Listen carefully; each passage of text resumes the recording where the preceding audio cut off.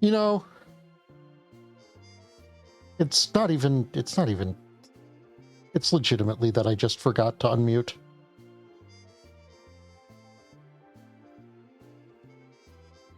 However, I cannot reduce the bar? Why can't I slide the slider bar for my mic? Huh.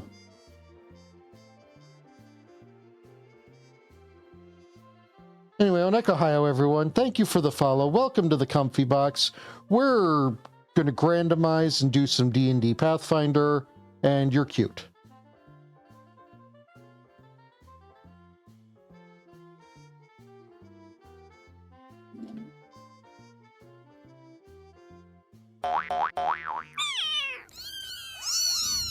What did you swear?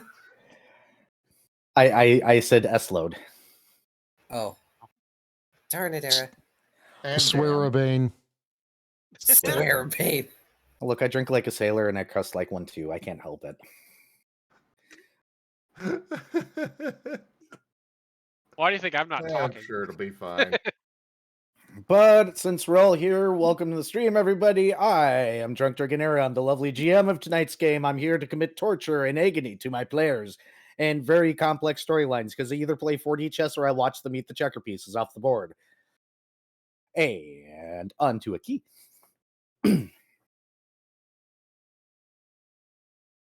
Key. Introduction. Introduction time then? Yes. Hello, everybody. I am Carcerus, also known as Key, and I play Last the Paladin, who hopefully will feel less anxiety now that we're home. But, you know, that hasn't really worked out in the long run the past few times we've come back. So, on to the next person. I'm Vari, and I'm playing Fret Signature, the mute musician bard. Yeah,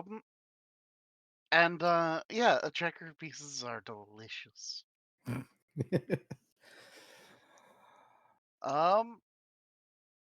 Zim, on to you. Hello, everyone. I am Razim, and I'm playing as Paint, the African wild dog. He is a sentient feral, does not talk, but he has and he is therapy doggo, and kineticist entropist. And go Volt. Hello, my name is Oneko Taigo. I am playing Dr. Volt, the only mostly human person in this party. Unfortunately, he has the distinctions of being cybernetically cyberpunkified and German. And a scientist. German. It's a character flaw. How many points do I get for having character flaw German?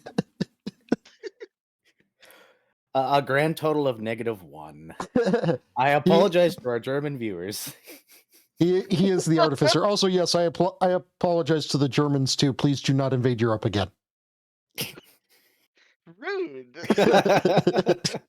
Leave Poland alone. Seriously, they are armed.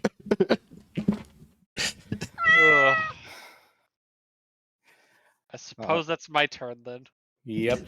Yeah, I don't know. Era, one of my chat members gives me the correct answer. The correct amount of points I should get for having a German character is 9.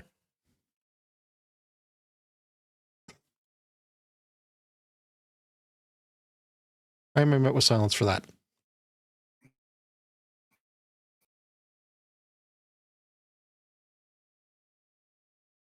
Did Discord die?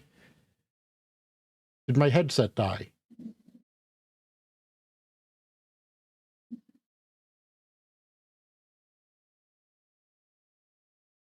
Did I die? Am I dead? Apparently hold.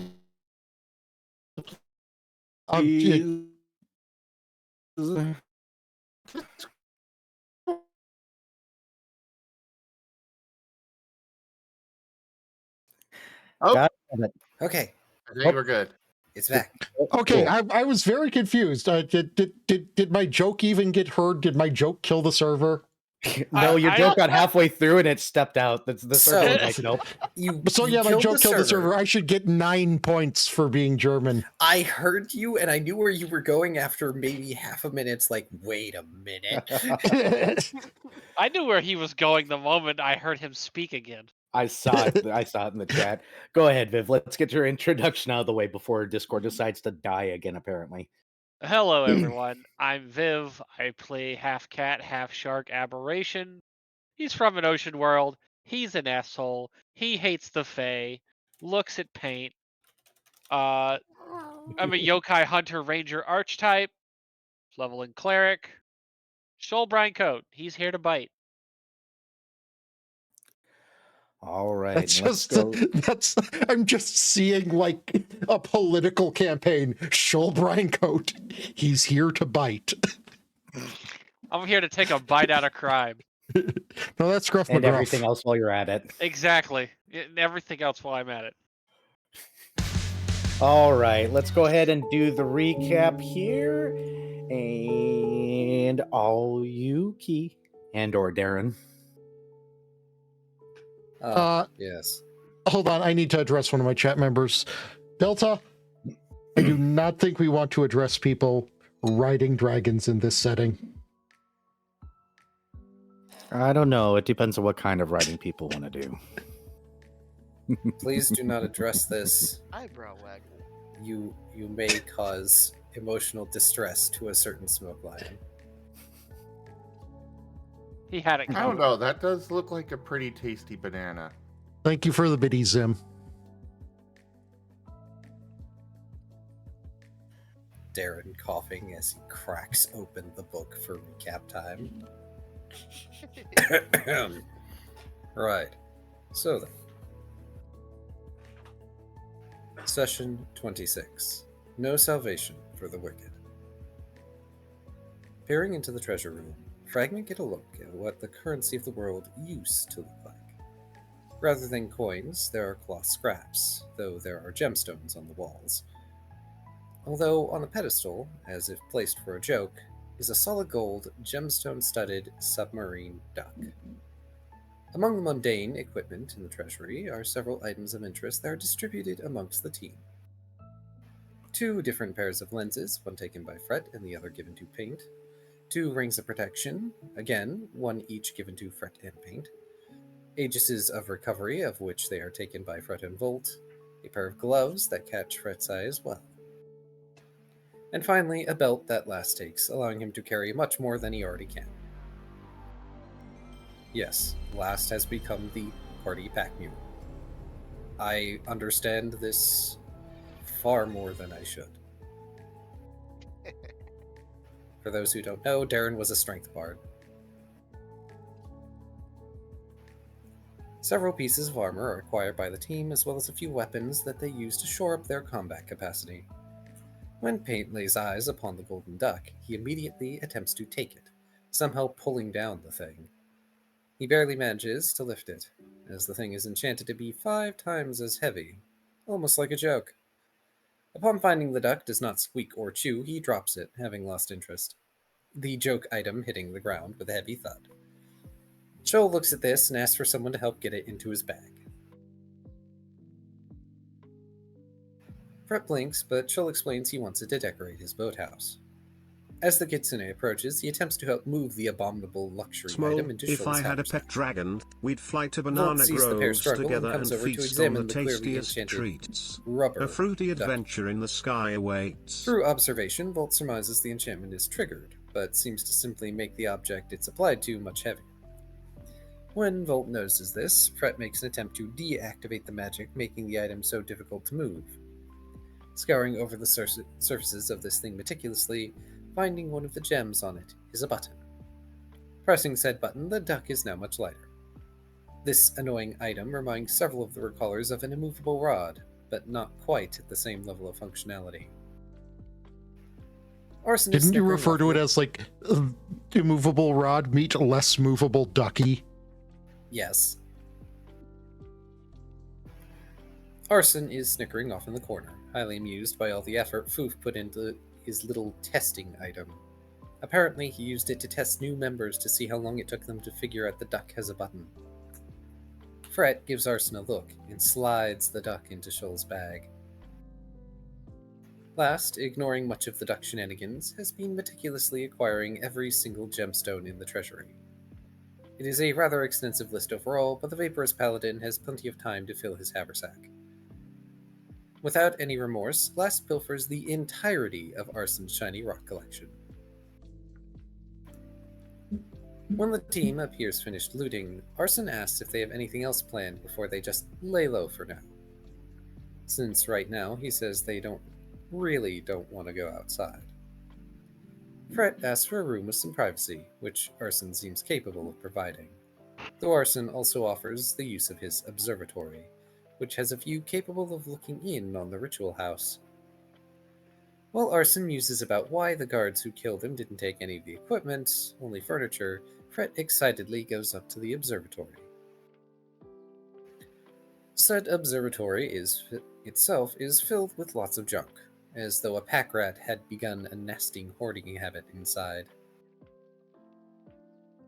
Random pens, keys, a poster for a show, a stack of socks, a plethora of hats, and lots of other junk. Toward the back of the room is a small telescope at a window. It appears to be a proper spyglass, telescoping and set up to look across the city. Fret makes his way through the clutter to peer through the spyglass and see if he can spot anything of interest. Unfortunately, the fox has difficulties working the telescope, although he can spot the gray smoke, even with the spyglass not entirely in focus. At some point, Shoal finds the equivalent of a lint catcher ball, tossing it into his bag for later. Seeing Shoal picking up things that look like toys, Paint decides to follow them around while they go about looting. Last hides for a bit in the private room to change his armor out for something better. Fret catches Last in the midst of fitting a breastplate onto his person and scribbles out that he would like his book back from Dextrol, when the leader has the time. At first Last questions it, but sees the merit in getting the book while they're safe. It takes 10 minutes before Dex answers the call, but the tired-looking cough does hand over Fret's book when asked for it. Apparently, according to Dextrol, the magically sensitive individuals of this world can sense and even see him, which is problematic. And also it seems each leg of this world's history attempts to bury the last. Both facts Fragment have come across as they've flailed about the city. It's starting to look like this team is a little less coordinated even than my own. But what fun would it be if there was coordination? I was the ship quartermaster. Do you understand how difficult that was? Nope.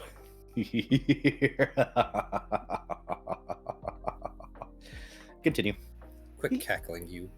Give more attention to your poor paladin. In either case, Last warns Dextrol to keep his distance for now, given Arson is the perceptive type. Dex is unaware of Arson, but takes Last's word for it, slipping into the shadow to hide until it's finally time to leave this accursed world. Fret decides to settle in and add a few more runes to his index, Last noting that they're likely in for quite the chase tomorrow night. After all, they still have a murder cult to take a stab at. For dinner, Arson makes pork and beans out of a jar. Well, it's something at least. Shoal decides to give the food a funny look, but still eats it. Over dinner, Fret asks if Arson can actually cast magic. Apparently he can, but it takes energy from his artificial heart. So around enough death he could, but that would attract lots of attention. Just as well, Last offers Arson the opportunity to join them on their hunt for the murder cult tomorrow night. While this does put Arson in danger range, he needs to charge his artificial heart as much as possible before he escapes. Fret's ears perk up, and he asks Arson to help him in the morning with something, if he's willing. Tilting his head, Arson asks why, but is willing enough to help. Although, given the implications, he does inform Fret that drugs don't exactly work on him, tapping his head. The implication by Arson being that magic also doesn't work on him, but Fret doesn't seem to get that bit of subtext yet. Spending a night with Arson in his home is interesting. He has lots of stuff, and is trying very hard to be everyone's friend now. Shoal attempts to find a corner to hide in so he might sleep in peace. After he notices Pink getting fattened up with cookies, Last snags his wild dog away to one of the private rooms to keep Arson from odor feeding the pup.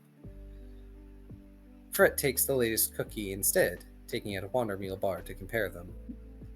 Seeing this, Arson takes the bar and yeets it out the window.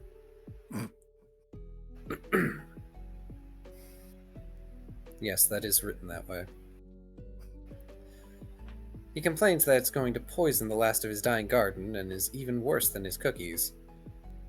In the morning, Fret decides to attempt to cast Years of the City upon Arson, but finds the Mecha Lich can't be affected.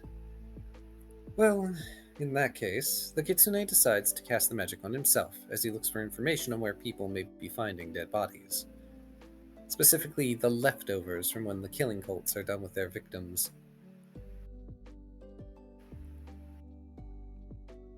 The magics pull Fret's senses toward where the bars were before. Rumors of parts being found in the alleyways there more and more recently. It's also rather far from the fairgrounds, north of the bars somewhere. While Fret is doing magical searching, Last squeezes into the observatory to try and operate the spyglass. There he finds Shoal popping his cat shark head out from a pile of things. While Last struggles to operate the spyglass, the cat shark maneuvers it with some difficulty. Strangely, through the lenses of the telescope, Shoal sees the smoke coming from the house is black. When he tells Last this, the paladin flips through the book of notes he was given, but there's no mention of black smoke. Concerned, Last briskly moves down to the kitchen to find Arson making waffles and stacking stuff on top of a tranced out Fret. Shoal continues to watch through the spyglass, noting cinders and flame in the smoke, as though the fire is burning hot and humid. When Last reaches the kitchen, he sees Arson using some sort of strange metal molding device to make waffles. At least it's working. Possibly. Upon asking Arson about the black smoke, the Mecha Lich seems confused. Then Last says it's coming from the chimney. Dropping everything, Arson rushes to the observatory. Shoving Shoal out of the way, he takes a look. By the time Last gets back up there to ask Arson what it means, Arson just explains he doesn't know. The smoke means forge fire. It must be intensely hot, but he's never seen that before. With this information, Last notes they'll need to accelerate their plans. At the least, scout the ritual house. Volt asks what they could possibly do. They aren't meant to interfere. Last agrees that they won't interfere, but they need more information. Turning to Shoal, Last tells them to grab Fret and take him to scout. They're the most likely to go unnoticed and get back in one piece. It's at this time Fret comes to the observatory, brushing spices and such from his person as he asks what happened.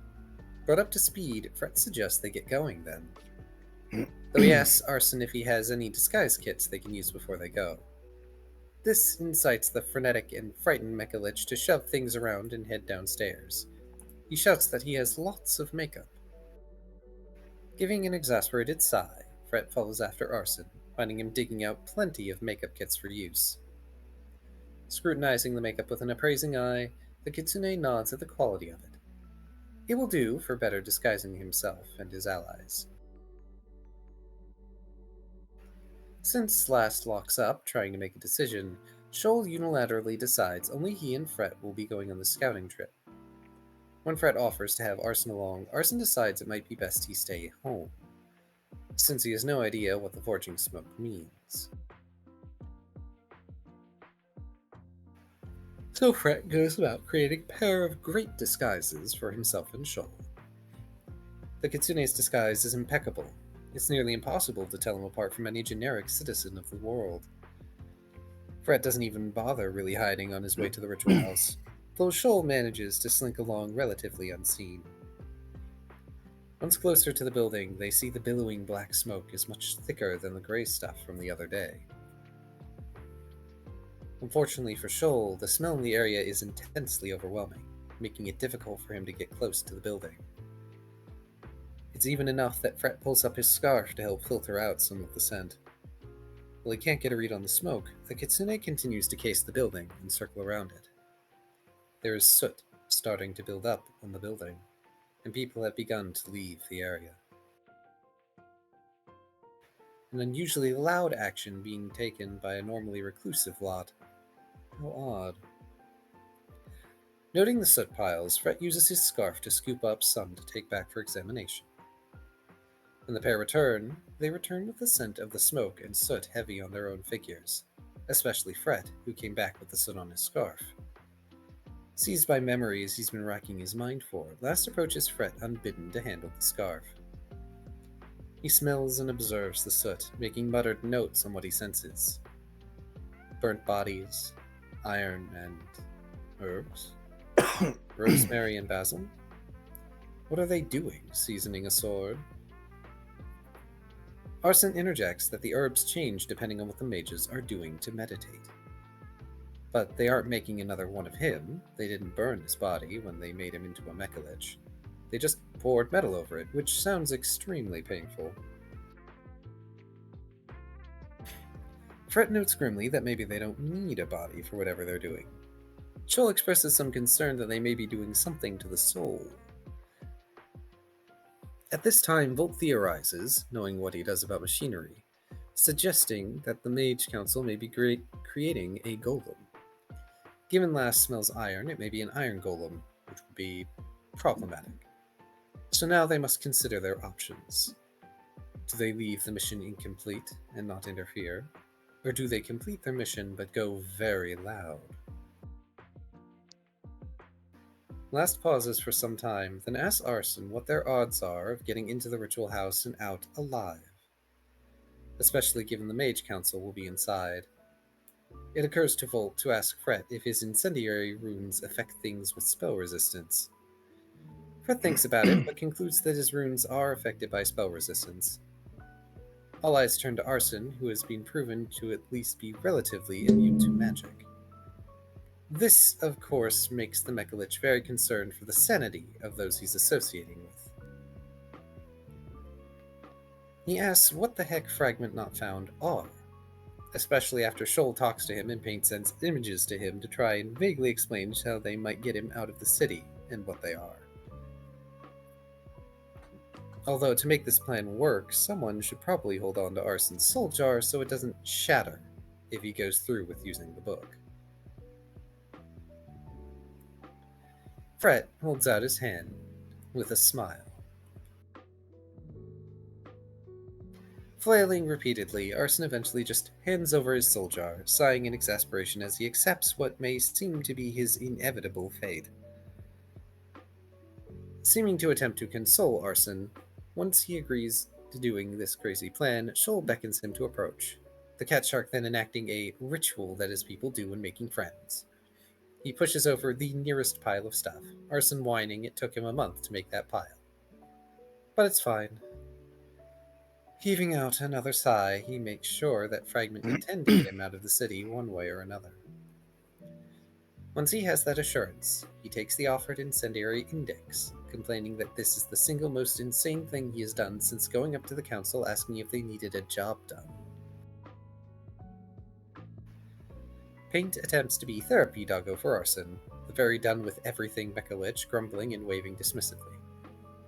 He tells the group to get their disguises ready, then prepare to follow him.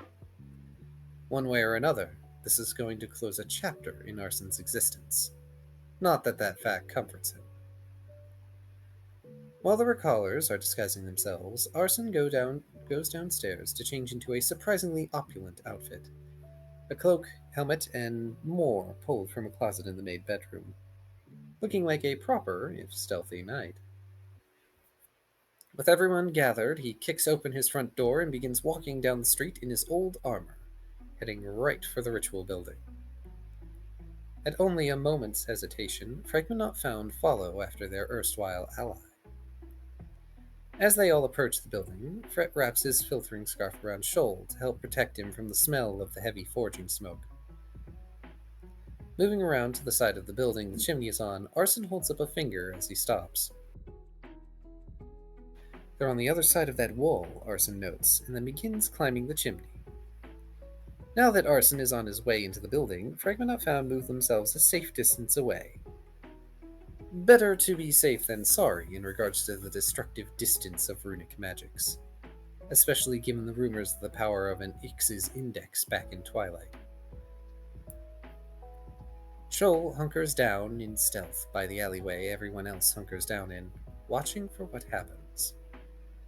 After a few short minutes, a fire more blinding than any the recallers have seen engulfs their vision.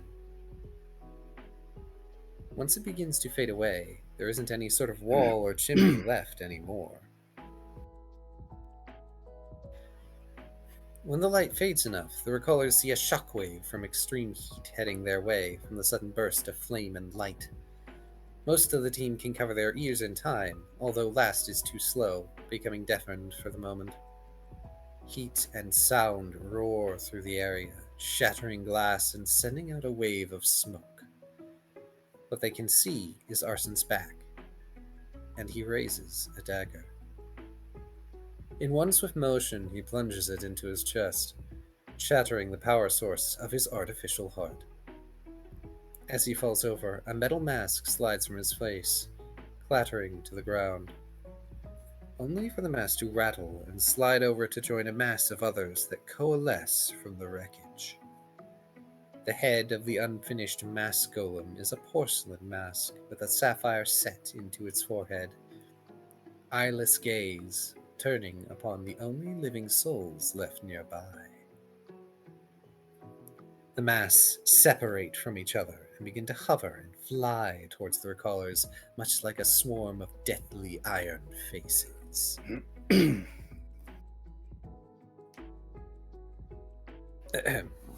I've been told it goes like this. And combat.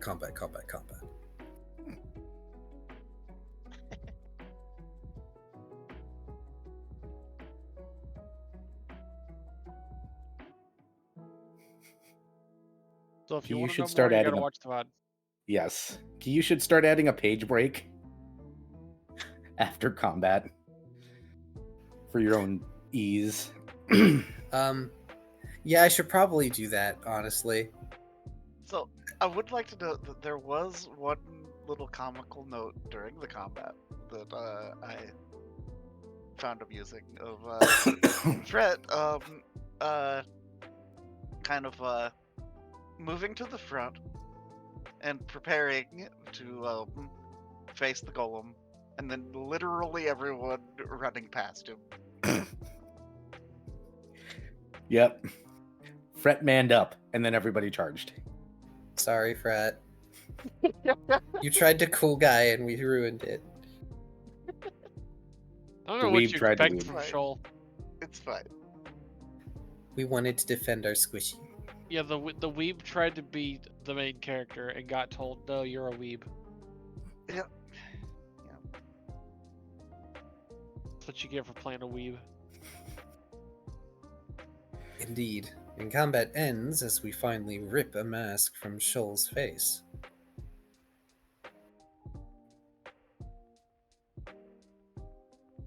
It didn't do anything, just was annoying. Indeed. Oh wow. Oh my. What happened? Toshime, thank you so much for that tip. Oh, wow. Big tip? That's a big tip. Very big. That is a big tip. That fills the tip goal, it looks like. Yeah, that's the whole Which, run. yeah, that is the tip goal completed. Can you remind me what I made the tip goal? Because I made that 2 weeks ago, and I've got a off lot the of notes. page into the madness. Say it again? Off the page into the madness. Ah, right. Anyway. With both Thank claws. you so much for that, Toshime. Sorry. Go ahead. No, you're fine. I'm sorry. I started again too soon. Anyway. With both claws, Shoal tears off the mask, the last of the magic of the golem fading away. What is left behind when the magic begins to fade and decay are the remnants of souls that were shoved into the mass. In all, there appear to be approximately 30 souls. With combat over, Fret remembers Arson, rushing over to the Mechalich's crumpled form. Unfortunately, Arson's body is very much dead, the power source keeping him alive now destroyed. Last follows after Fret, tapping him on the shoulder to get his attention. The Kitsune turns, tears starting to run down his face as he looks up at his friend. The Smoke Lion tells the distraught bard to check the soul jar. Doing so, Fret finds the soul is still there, although when he asks if they could repair the body, Last shakes his head. Mending him alone isn't enough to repair the broken, complex machinery. Volt interjects as he collects a number of metal masks, saying they should still take the body back to Twilight. Mending may not be enough, but make whole could be. Last concedes this, taking note as Paint moves over to comfort Fret and doing therapy dog things.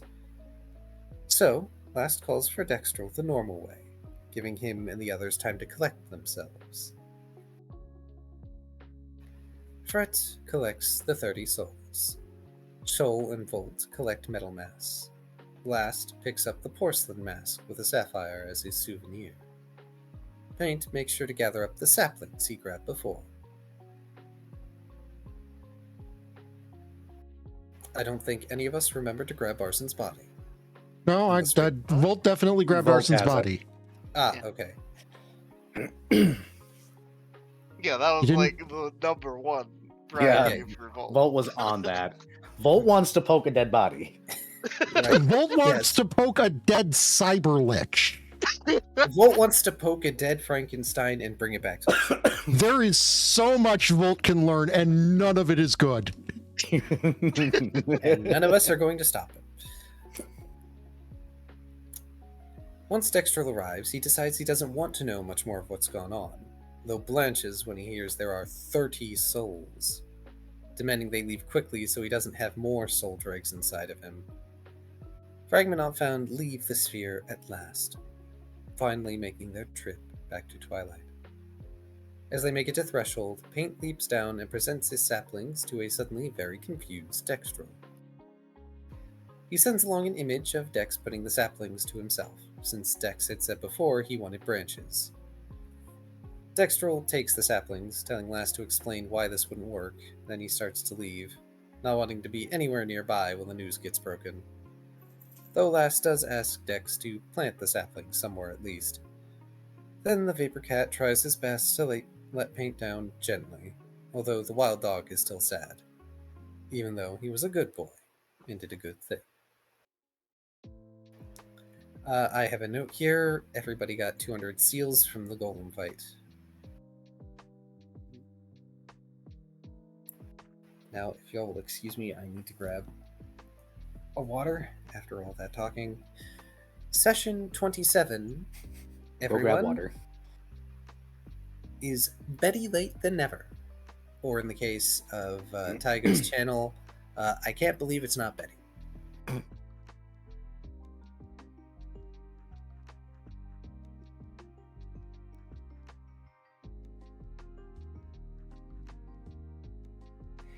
Yes, so we open up with Dexter leaving and the party left to check in their particular members. Of course, the briefing in the gnomes department is short, and the gnome will squint at Fret the entire time until the inevitable half prank is pulled. The war continues, or so the gnome thinks. Fred is probably just having fun, I assume. But once that is done, the 30 wary souls will be taken into Threshold further for the transition period to begin. That way, those that are professional at this end of things can explain to them what happened, why they're here, and where they're here, and all the rest of the fun stuff after experiencing whatever horrors they might have down below. Does that On that include planet, that is. Arson's? No, Arson's soul is in a jar. You guys have yet to free him. Last is going to tap Fred on the shoulder and gesture at the jar. Yeah, Fret will produce the jar. Hold it out to last. Thank you.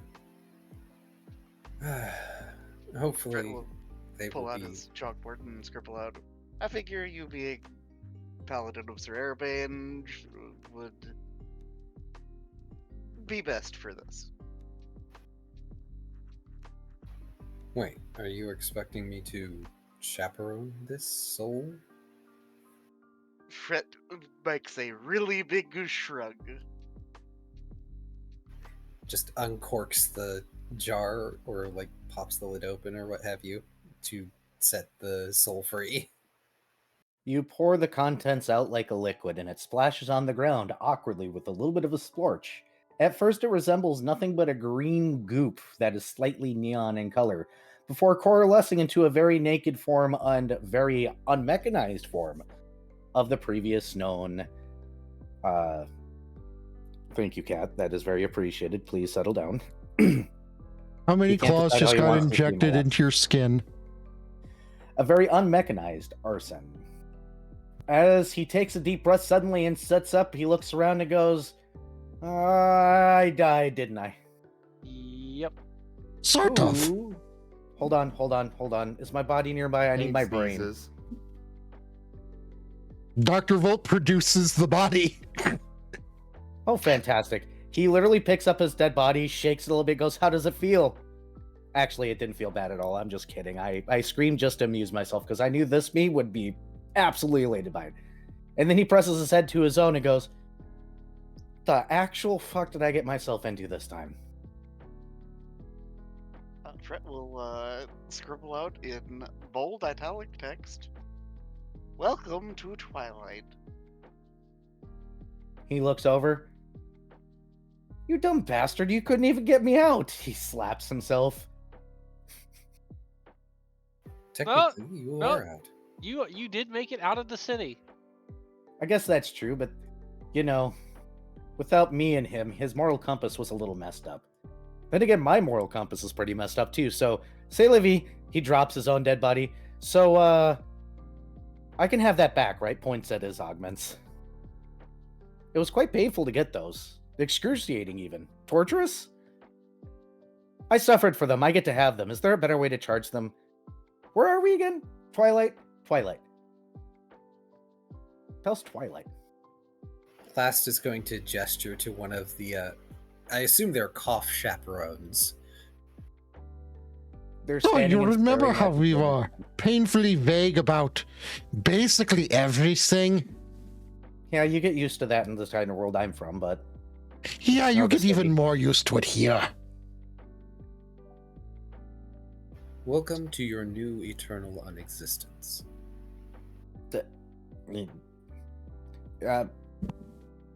Okay, those are words. Yep. Put in a very You particular get used order. to that here too. Why do I feel like I'm just gonna get a headache if I think about these things? You will. You get used to that here too. Yes. Yes, you will.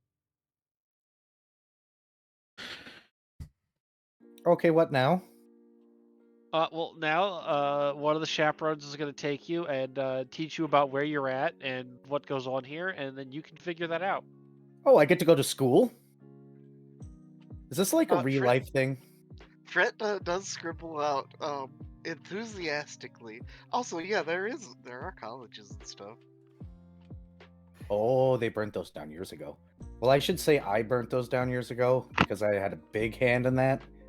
But Last is just steepling his fingers as he continues looking very just deadpan at Arson. you guys They're- look weird. Oh, right, the disguises are gone. Anyway, there is an acclimation process. That is why you need to go with the chaperones, the big tree dragons. Here we call them Cough. C-O-F-F. So those aren't trees staring at me right now? Nope. No, not really. Ooh, creepy. I think they're quite pleasant. Puts his hands on his hips. Well, I guess this means I have to put on pants now. I'm sure that clothing will be provided to you and every other reformed soul. Why? He leans down and starts pulling off his own pants to put them on. I have pants right here.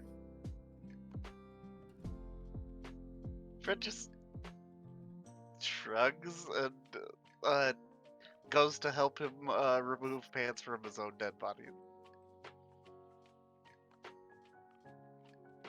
So what do I do with this, by the way? He points at his dead body. You. Last pauses, looks over at Volt. Technically, the body would be his personal possession, wouldn't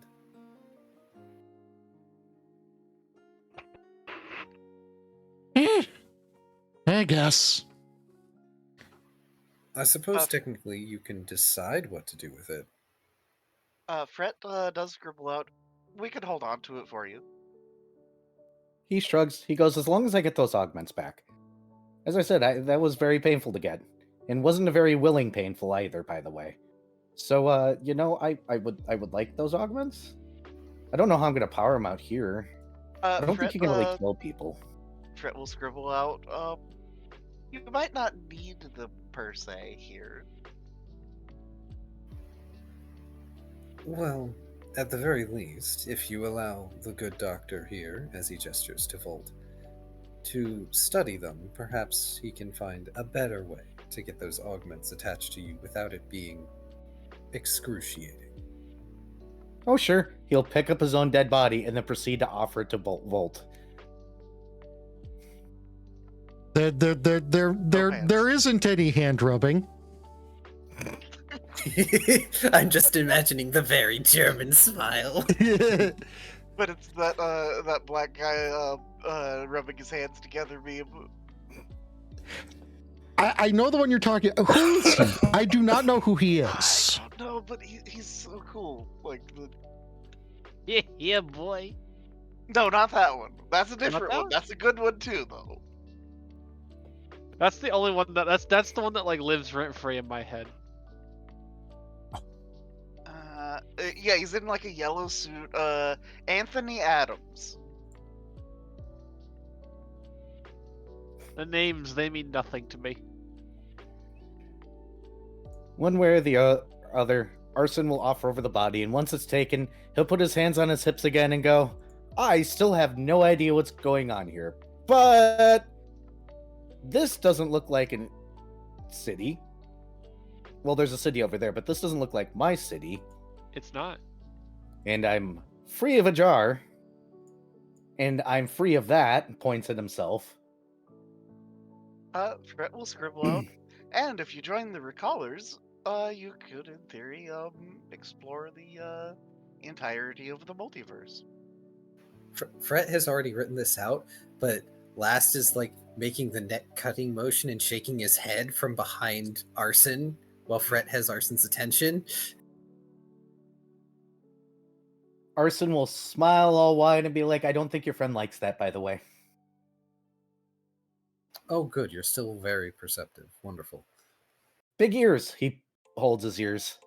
Also, you're wearing armor. It kind of goes squeaky, squeaky, squeaky when you make brash movements.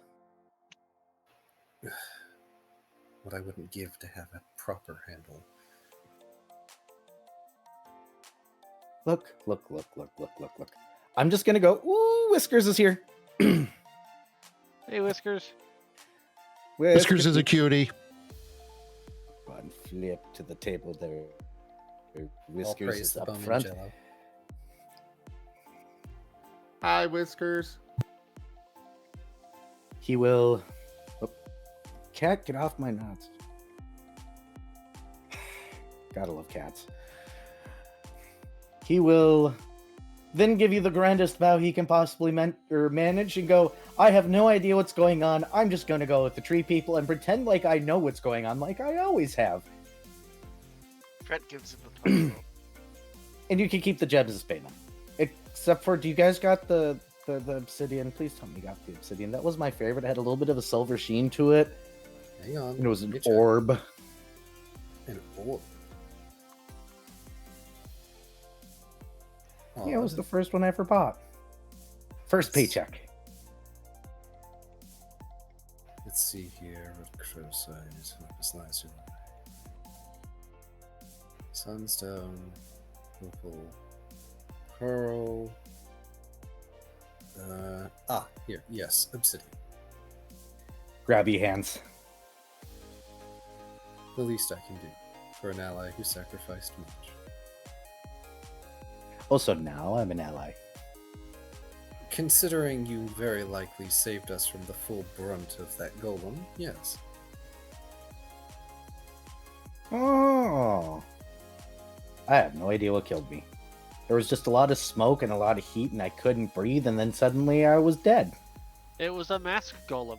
It put a mask on your face and made you kill yourself. Very evil. Very obnoxious. Very Boring. The mages have lost their tact. But he makes grabby paws for the silver sheen, or the obsidian. Last will happily hand over the obsidian orb.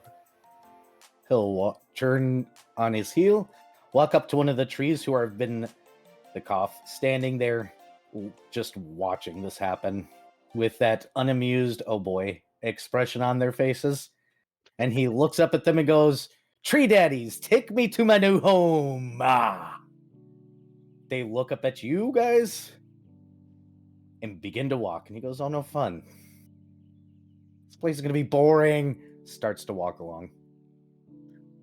Less than you think. Oh, if only it were back to being boring. Actually, Shoal has a bad idea. Shoal is not going to elaborate on this bad idea, however. But he has a terrible idea. I missed- Fred will Go ahead. scribble out. So, shall we report back to the person we picked up the job from? Technically, you go back to the tavern. Yeah, Shoal real quick is going to be like, Arson. I'm going to find you later after your introduction. I have an idea. Thumbs up. Do you know what the funny thing about you guys call me Arson is? What? My real name is Arnold. I like Arson better. Same! That's why it's my name now. Bye, guys!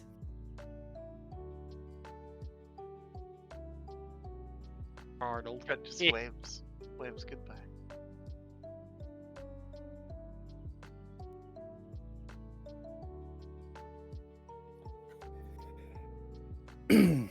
So are you Shoal guys is going- mildly surprised by the lack of concern at the fact that he has an idea involving arson. I'm pretty sure the party's just tired after all that. This is fair. Look, arson is now in the hands of Twilight's chaperones and the systems that are in place. Yeah, what could... After whatever length of time is necessary to get arson acclimated to how things work here, Shoal still wants to do something involving arson. That is Shoal's problem. Yeah, but it's involving arson, so it's going to be everyone else's problem too. This is true. Well, Fred's just okay with it. So, like, he whatever. And that's the main part of the plan. Is it's going to be a problem for everyone. Do I have to get a commission of Arson just to have him as an NPC art on the table now? That's up to you. I might contribute to this. We'll see. I got MFF next week, and Yeah. thanks to the oil change, the water bill being higher than I expected, and a surprise purchase for the cat because Black Friday sale, I don't have as much money as I want for MFF. Oh, Hence why I have How the I'm- bill assistance thing up on my channel right now. How I'm going to feel about FWA. It's fine. I've got enough to make it work. I don't need to spend oodles of money on silly things. I just like to. yeah. Like last time I conventioned, I actually didn't really spend a whole lot of money. Well, aside from the room, but that's usual. Yeah, I'm the one that buys a bunch of dumb shit. Me and Cass have a proclivity to do shopping, Same. especially not so sober shopping. Not same. I'm sober when I shop. We have made a lot of interesting design choices for this house since buying it.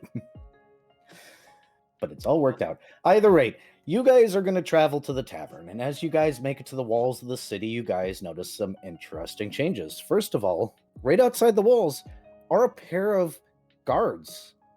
Not like cough guards, but proper guards from the same organization that certain paladin here is part of. Actual guards. Yes. No longer leaving the work to the cough specifically, it seems. The cough are absolutely nearby. As you guys travel in, you notice that it is somewhat the same as you guys left it. There are definitely still people walking around with weapons very obviously upon their hips, among other places that people tend to keep weapons. Though it doesn't feel as strained and heavy as it has historically. More recently, historically, I should say. You guys are able to manage through the streets just fine towards the tavern, and even some of the areas that were being avoided before seem to have begun to pick up populace again. When you get up to the tavern, there's a sign in the door that says there is not a bar fight in X days. X being some number that would indicate Thursday if Thursday existed here. And bar not a fight? bar fight is in parentheses. Ah. The bar that had Quotations? been- Yes. Yes. There is, quote, not a bar fight, unquote, happening on the equivalent thereof of this place is Thursday, since I don't have that notepad up with the dates created yet. As you guys walk into the tavern, you notice that there are actually a couple of people here. Betty is not here for obvious reasons, but Tooth does look up from the counter, and he says, well, welcome back. How did the first mission and the D ranking go? It could have been better, but I would say managing to retrieve 30-some souls an amount of success. Ha, that'll make the operas, well, feel something, I don't know. I'll just report it and walk away. They start talking, I don't always listen. I don't know that the client will be particularly happy, as we couldn't fulfill one of their conditions, but I'd say that we completed the mission to satisfaction. Dare I ask what the other condition was? Non-interference. Oh, bloody hell, what is that buffoon thinking? Anytime that we have to deal with people, you're going to affect things. It's just the way things are. Well, the original mission had us merely waiting for something to happen and we'd retrieve a soul. Unfortunately, unforeseen circumstance caused things to escalate outside of our purview. Well, that's why I sent you on the mission like this. I figured it'd pull you guys out of your comfort range. He'll pull out the paperwork for you to fill out. Go ahead and fill out your report. I'll review it, and then I'll pass on details. Oh, that reminds me. He reaches under the bar and pulls out what looks like a certification. Your request for your cough to go up a level more or less got approved. The problem is that's Araban's job. So, congratulations on the future of possible things. Fred gives a thumbs up. Blast, having just sat down ready to do paperwork right there at the bar, looks at this certificate, looks back up at Tooth. Am I supposed to hand this to Arabane? No, I was going to say this is for your records. Your cough will be issued one in short succession, probably in the next couple of days. To let them know he was approved. It's just nobody knows where Arabane is, so kind of hard to have him do something when nobody can find him. Right, of course. Blast smiles. One way or the other, fill out the paperwork. Anybody want a drink? Fred raises his hand. Shoal gives Fred a look. Fret, give Shoal the counter side eye.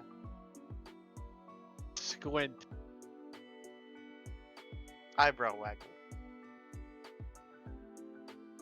Tooth will put down a drink. Allow you to fill out the paperwork. Try not to immediately pass out this time. Shots fired. Fret just sighs dejectedly, but goes over to the drink.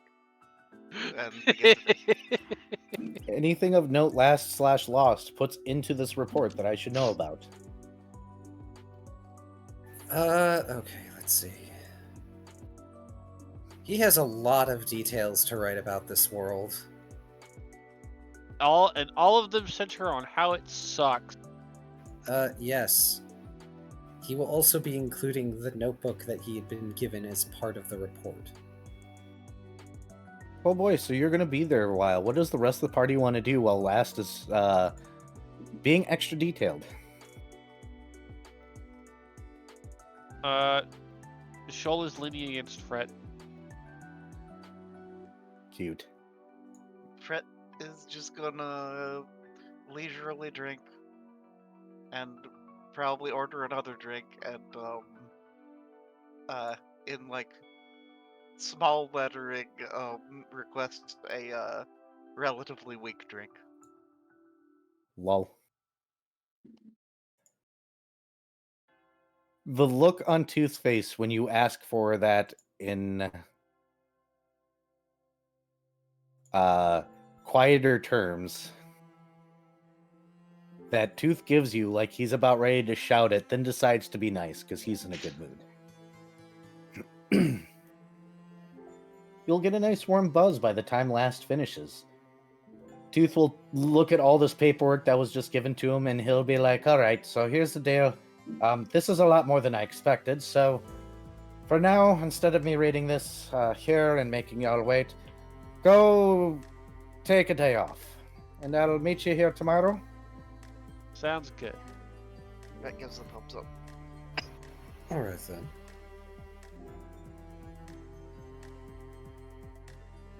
Oh, by the way, Betty's out of the hospital. Oh, Oh no. She gave me consent to tell you all that. excellent. Perhaps you ought to wish her well, sure. You're gonna need to wish me well. What are we talking about here? I went to her house.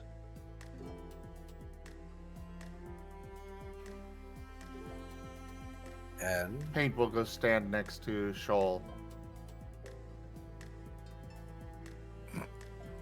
He will send along image of the two of them standing proud and strong.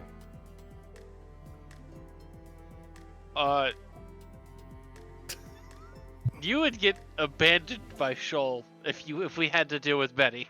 Shoal would sacrifice you in a heartbeat. Shoal would sacrifice a lot of people to try and escape Betty, to be fair. This is not just a because it's pain. This is a, oh god, it's Betty. Lol.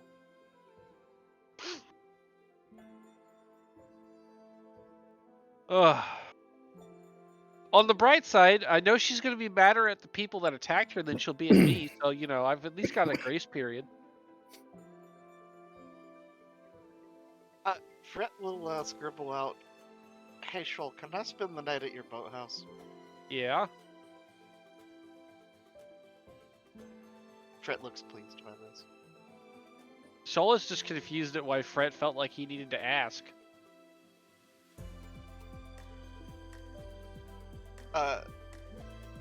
Fret bonded minds that he would feel awkward not asking. When? It's polite.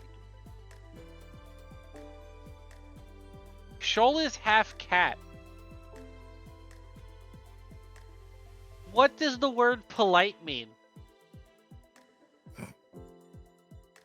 Shoal's Fred never just- heard of this word in his life.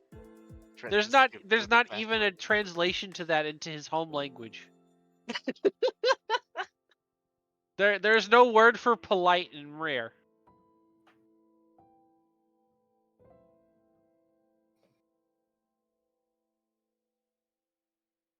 Well, the question is what do people do?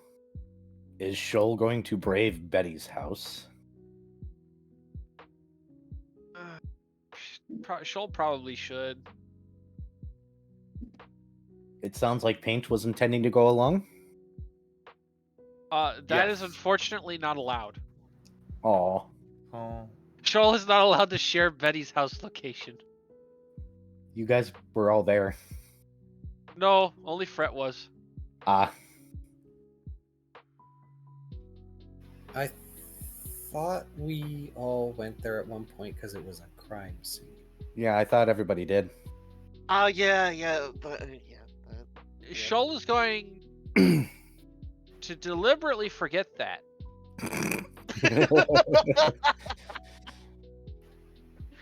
That didn't happen, as far as Shoal is concerned. Therefore, he can't be punished for it. Indeed, and it's not like anyone else is trying to join you. Funny. Well, what about Fred will the bonded mind offer to Alfred to come with though. That one's more fine because Betty knows that Fret was with Shoal for that, I believe. So, and also, that way somebody can call an ambulance for Shoal. lol? Call an Okay. ambulance, but for me. For me, it's definitely for me.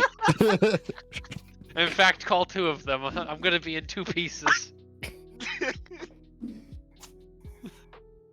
All right. What about you, Dr. Volt? Are you going back to your lab immediately to poke at things that you probably shouldn't be allowed to poke? Oh, yes. Okay.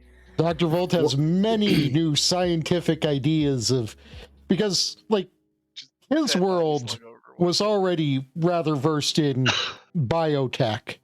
So it was a bit more emphasis on the tech, bit less emphasis on the bio. So This is he has many interesting things to think of from the other side of the perspective. Yes. What about Last and Paint then? What do you two want to do? Paint is just looking after Shoal, sad. He couldn't help Shoal. He couldn't help our cough. Fred He will is scribble bad out. dog. To be fair, Paint could absolutely help Shoal. This is Shoal looking after the party. As in, you could just follow. You could follow Shoal if you want to quote unquote help him. Yeah, you can follow him. But Shoal did his job as a party member. He warned you not to follow. You don't have to listen. But Fred will scribble out though I'll make sure Shoal stays safe. What are you gonna do against Betty? Fred just scribbles out, no, I know cure. That's not safe. That's not what safe means. That's what keeping me from dying means. And unfortunately, that's not what I'm in danger of. Oh, Last, what you doing?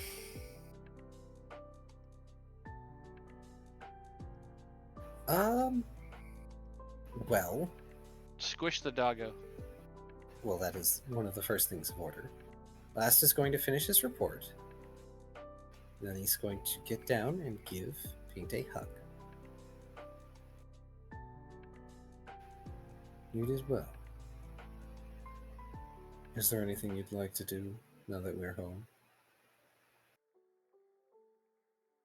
He just hangs his head dejectedly.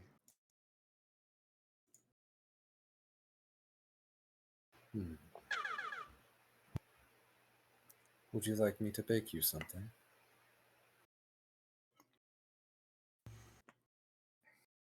He will nod. Then let's return to the bakery, shall we?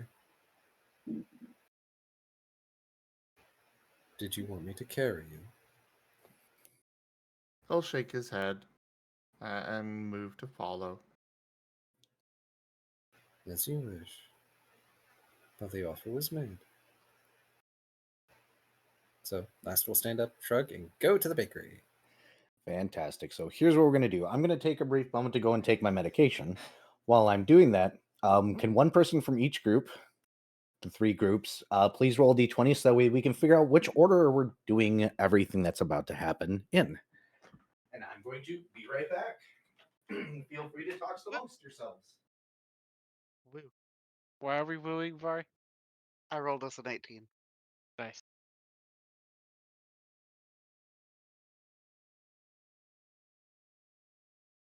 I'm only I asking rolled me a because 5. I have my mask on my face because my eyes.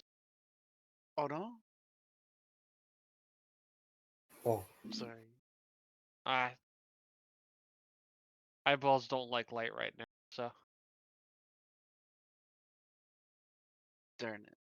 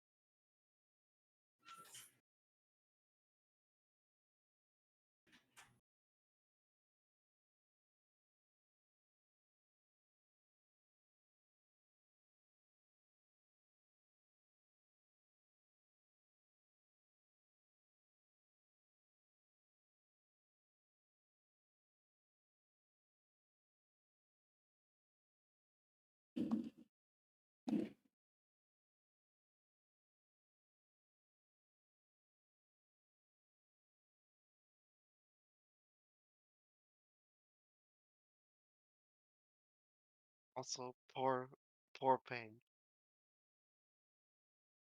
Poor pain.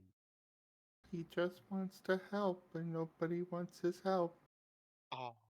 oh. Well, Paint could look at it like this is Shoal helping Paint. Where's my d20? You really think he's going to look at it that way? No. I mean, what? When it never matters. Oh, 20. Gosh darn it. You beat my 18. When it never matters. That's about how it works. Me quietly wishing I could save that 20 for another time. Just be an oracle. No.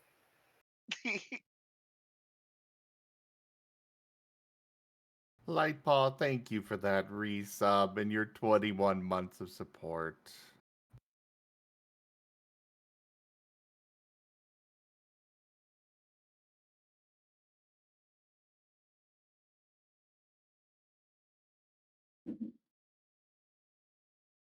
Actually, I wonder, could a paladin oracle multiclass work? Yes, Oridin is a very common multi-class / gestalt.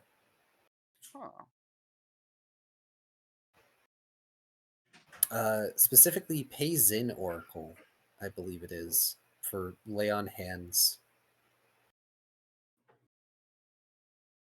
Just take your friend's pain and then heal yourself as a swift action. Fancy.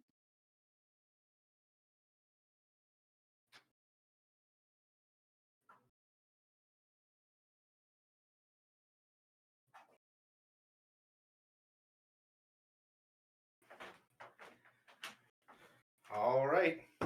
I believe I heard the order of operations starting with Paint and Last going on to Fret and Shoal, and then last but not least, our mad scientist. Correct?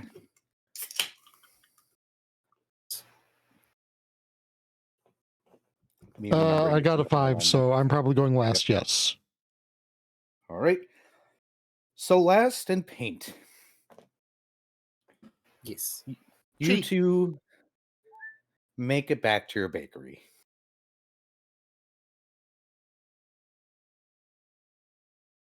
And it's just that. It's your bakery. Nothing seems to have changed at all. A matter of fact, it's completely repaired from the explosion.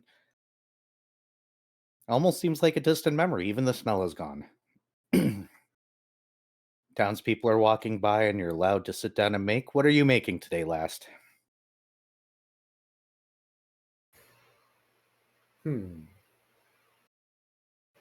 Last is going to regard paint. He's going to make a pot pie. Understood. You sit down and you bake your pot pie. And for the first time in what feels like an eternity, nothing's going to happen.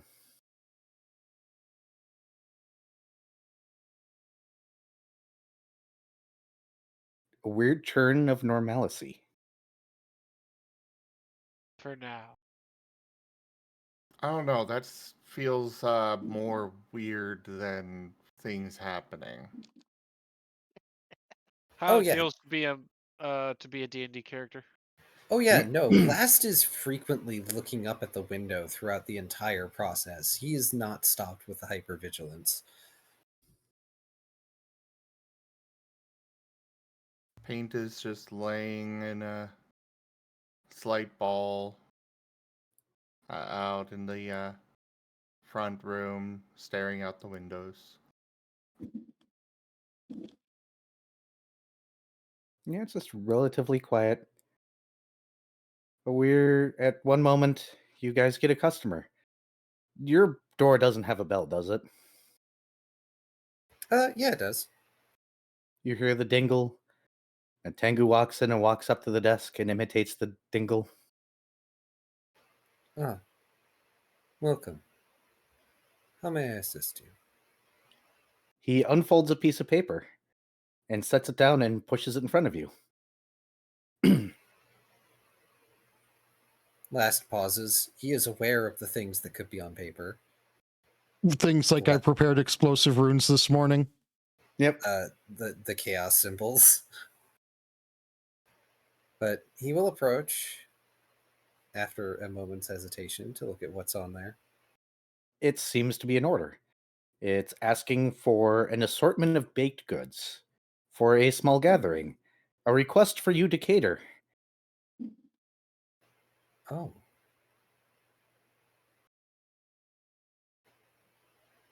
I see.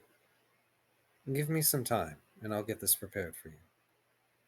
The Tengu gives a feathery thumbs up, and then he'll look like he's about to turn around, then turns back and looks at the paper, then pats himself down. Then looks around to see if there's a menu, then flails. Ah, yes, I apologize. I don't usually have a formalized menu. But if you have a request or you see anything you like, please feel free. Last just sweeps a hand, gesturing to the various display cases. He does the very bird head tilt thing and then goes around. You don't have any tea or anything on display, correct? No, he does not have anything beveragey on display, only, like baked goods. Do you have any teacups or anything within view of the front counter? He does. He does have a set of teacups and a kettle. So after doing the weird dance that birds do when they're looking at things with the head tilts and the bobbing around, he'll go behind your counter, pick up one of the teacups with his beak, and then stare at you. Ah, I see. I'm not sure what tea I currently have, but I can brew you a fresh batch, if you please. He shrugs. Please, have a seat. He will go to sit with the teacup with him. Then when he sits down, you hear him go ping pong. and then chitters to himself, much like a bird would.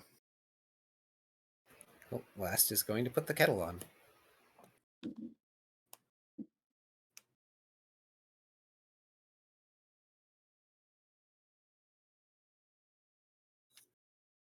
All right, we're going to move on to Shoal and Brett. You two travel out into the Emerald Gardens. Guys, might as well switch maps now. Let's see, recallers. There we go. Whop.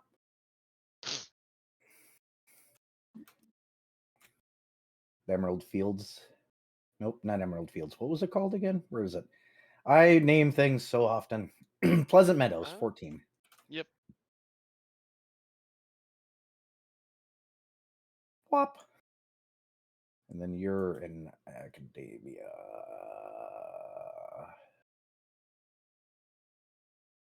Which is somewhere. I'll figure that out later. You guys make it all the way to Betty's house without any particular issue. When you guys get there, any of the damages that were once done to the house seem to be gone. The door is shut. The lights seem to be on in one of the rooms. Nothing unusual at play here. Just a very common house out here. Quiet and tranquil this place is.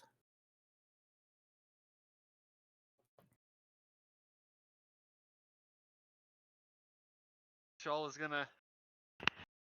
Oh, let me fix my microphone. There we go. Okay.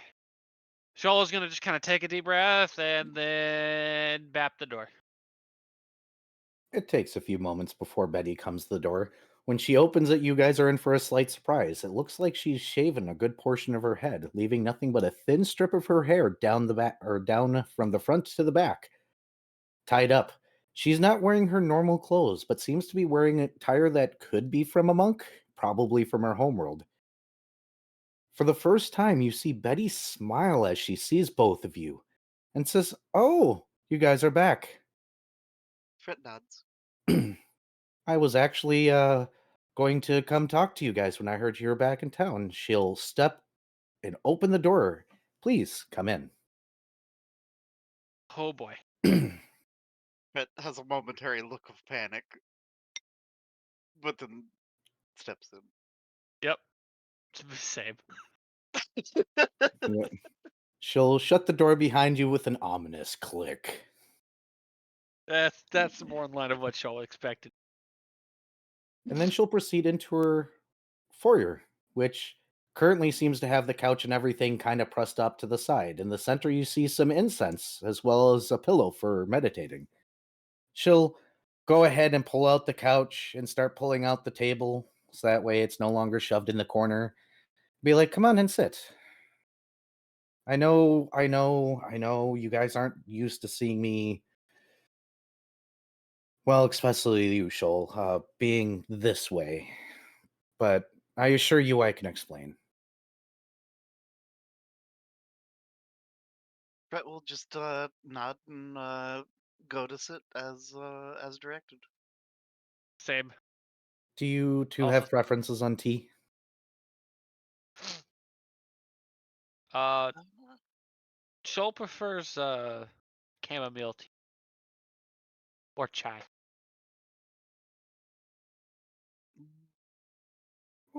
Fred will actually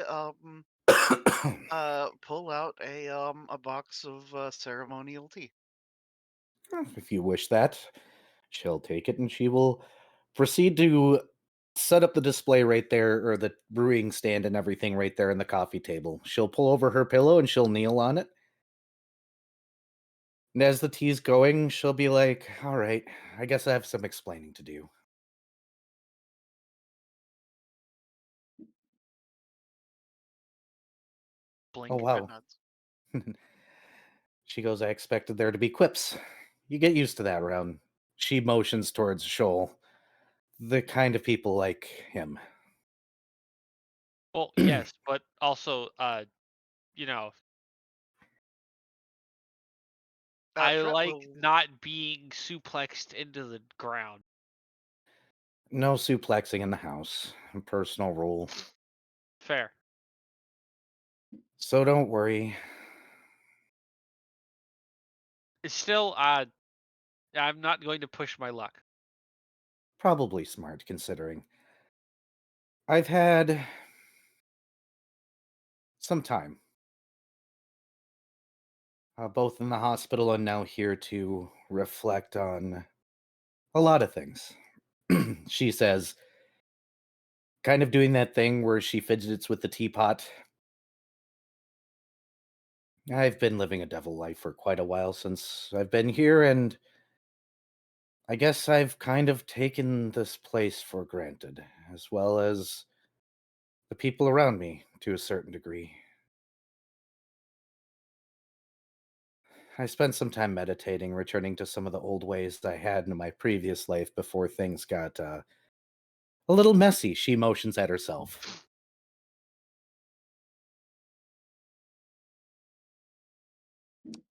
Joel is kind I of just like tilting his head to the side in that like cat-like manner. Fred has kind of a thoughtful look, kind of almost sympathetic. I will absolutely admit the nitwits out here are a lot to handle. They can be good, and they're trying their best. They want to live a certain way. It just happens their certain way is so finicky that I forgot to temper myself. That bar was very reminiscent of what it was like to go on my first journey away from, well, the monastery I attended. And I pulled myself in two ways. And I stopped myself after putting so much of myself into living two different lives that I forgot I am still one person and there's no reason for me to hide such things here. I got arrogant. I believed myself undefeatable. I assume the rest of your party would like to hear the details that I have recalled during deep meditation that I was unable to in my fantasized state in the hospital. Which I do apologize about. I think I hit somebody. A many somebodies. Probably. I mean, I think I only got head butted. So Fred scribbles out some. So there was something about a bedtime shotgun or something. Oh, yes, I remember that very clearly. The nurses later told me it's for those that they need a little room to deal with. Kind of malicious, but at the same time, having been on the other end of it, I guess I understand. I mean, it works. I owe you Uh, guys. Oh, Fred go ahead. will scribble out on his chalkboard. So if you would like to talk with the rest of the group, Lost Bakery might be a place to come visit when you're free. I can absolutely do that. In the meantime, she'll stand up, pour you guys some tea really quickly, hold up a finger. I do have something for you. Oh, Yep, she'll travel upstairs and be gone for a few moments before coming back down. With her, she's holding three boxes. She'll retake her pillow and set things down. Be like, don't worry about the monk clothing. I'm just doing this to reconnect with my old self. Once things settle down, I'm going back to my pretty pink dresses, and I'm going to be at a not a bar fight as soon as I'm recovered enough to do so in one of my pretty pink dresses. I look forward to somebody trying to talk shit about it. Oh, so do I. I got this lovely giant sun hat. Uh, I think it's pretty.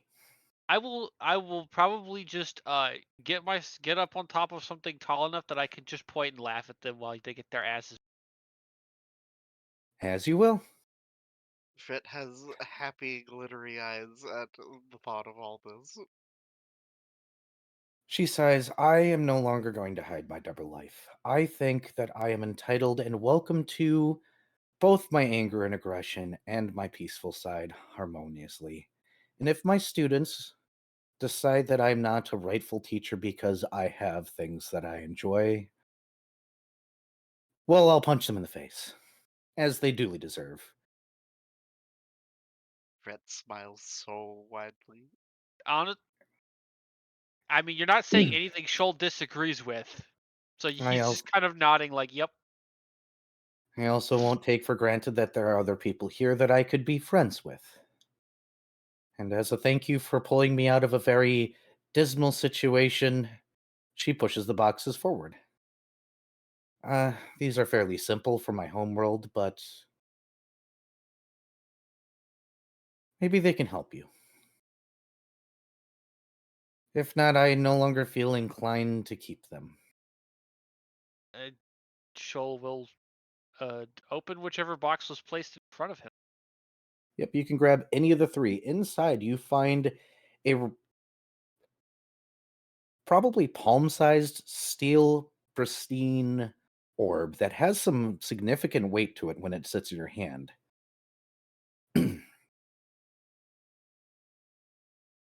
Well, paw, but yeah. Yeah, paw.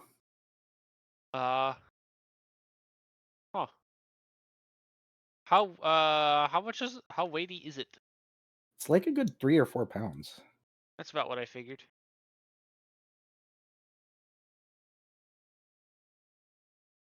Back in my homeworld, these were very common against many traditions. They all were used in several different ways, and they're mundane. They're not magical in any way. My particular tradition would oftentimes balance them in our hands while we meditated. The weight is supposed to keep you grounded and give you something to focus on. You put all your whatever you're focusing on in it, and well, you get the drift, I'm assuming.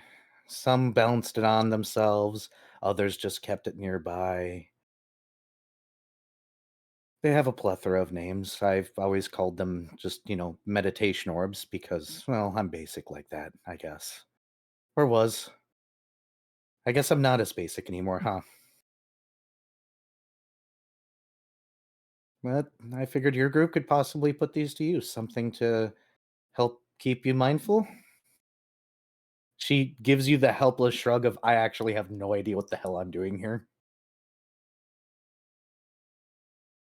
Shoal is going to balance it on his snout. But Fred will scribble out, "That is quite the thoughtful gift. We appreciate it." Thank you. Distribute them as they will. Supposedly, if you focus on something and practice with it every day, it can make you slightly gooder. Gooder? Oh, that's not the right word. Maybe my head is still hurting. They have me Fred on painkillers.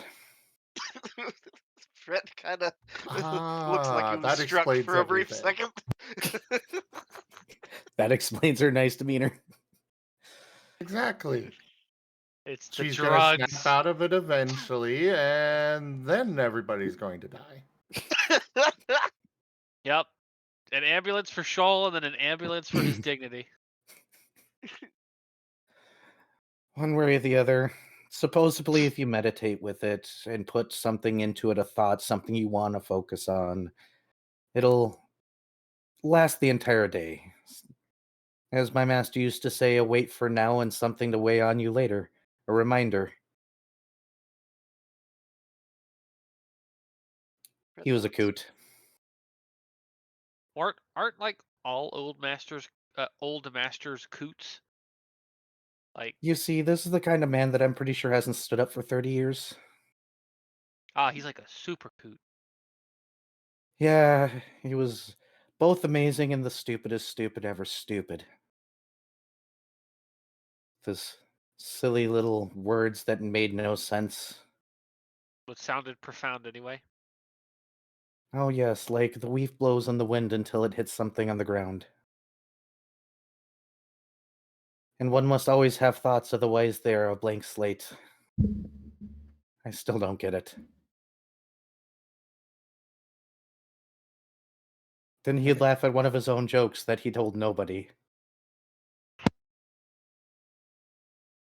were there several orbs in this box? Yes, there was Okay. 3 orbs, each in their own box. But feel free to distribute those among your group and use them as you will. Down. Shoal will put his back in the box. Put it in his bag. Otherwise, she's just going to have tea with you guys. For now, she has details, apparently. Yeah, but best to do it while Last is there, because Last is Exactly. the leader. So nice little tea party for a little bit. Yep. Dr. Volt. Shoal's expectations have been subverted, and he is not going to the hospital. For So, now. what sort of chicanery is going on at the Bird Institute of Bird? Surprisingly, past the security protocols that they seem to be trying to work on still, pretty normal stuff. Nothing crazy going on. Your boss is currently busy still working with the security nonsense for obvious reasons because he wants it to be perfect. Until it is perfect, we cannot ever let our guards down. So you're free to your own devices right now. Oh, that's bad. Well, then, Dr. Volt shall begin examining the Robolich. So you're going to start with the body, correct? Yes. I want you to do me a favor. I want you to roll me 3 perceptions, a knowledge anything, and a spellcraft, please. Okay. Perception 1 is. Where's my character sheet? There it is. 24, Nice. 19, and 13. Gotcha. Dr. Volt is Knowledge anything? progressively getting distracted. Knowledge anything is big. 32. Understood. And spellcraft, he's gonna use his nanites.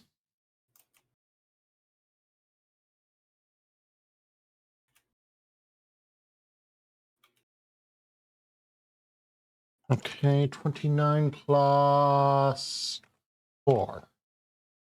33. Perfect.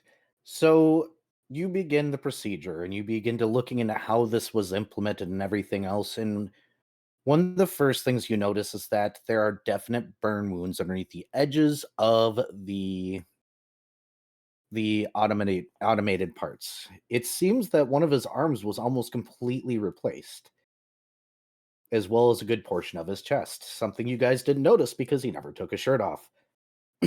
Seeing this now, you can, as you get further into taking this part off and taking that part off, you realize that this wasn't manufactured then put on him. It looks like it was molded live. Like somebody just poured molten hot metal directly onto his body, then used magic to shape it into the forms they wanted it to be as it cooled. You notice that once you get into the chest portion, that a lot of his internal organs were replaced with interesting contraptions that don't quite meet the standards that you would have nowadays, but were definitely early tries at getting it right. Your last perception goes towards the heart, and you get distracted, unfortunately. As you're looking at things over, you realize that yes, this is definitely proto when it comes to everything. One of the big notes you notice is that it is power cell reliant, not out of necessity of a place like this, but of the world you are probably on, which is why by the way, your thing worked pretty well, or your My thing? knowledge everything. Ah, Your yes. knowledge everything is getting you this information. I'm trying to brain this, and it's not braining. Who needs brains? But yes, as far as you could tell, the power source was only necessary there. You could easily rig this to work without the power cell now. In a land like this, or anywhere with any level of magic that isn't constantly getting blown away, this probably would have been a really great idea, except for the way they implemented it of, live replacing people's organs. Your spellcraft tells you a couple of things. It tells you that its power, or other than its power source, it is pretty much mundane without any sort of enchanting. So to get this working again, you'll have to apply some sort of level of enchantment to it to reactivate it, much like a normal golem. Interesting. Yep. The battery seems to have plugged directly into the heart chamber, which seemed to have been running some sort of motor. Very primitive stuff.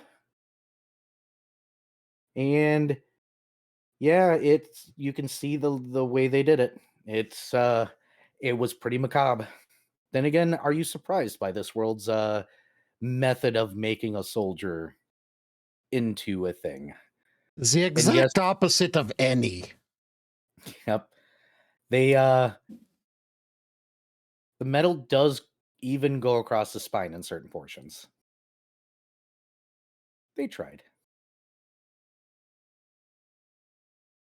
All the way up to the brainstem.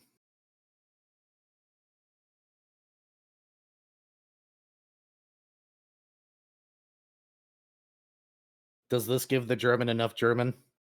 To Uh, German? to potentially work on new biotechnical augments, maybe. I don't know. But yes, you could probably get this up and running if you cared to. Getting it on somebody is going to be Whole nother thing. a procedure. But when is a scientist afraid to do something? Well, you wouldn't call it unethical, at least, if they're Only willing. because I'm Dr. Volt.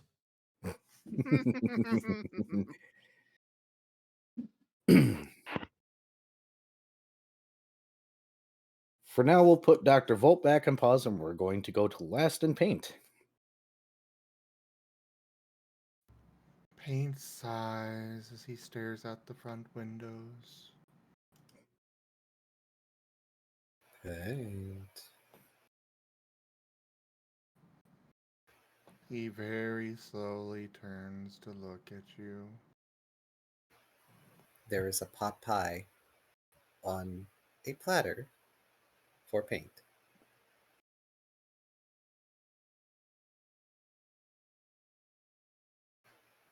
There's a little bit of raised crust that spells out the letters "Good Boy."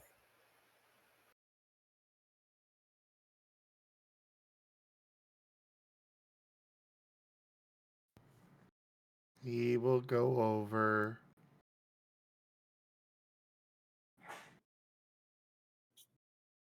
sniff at it,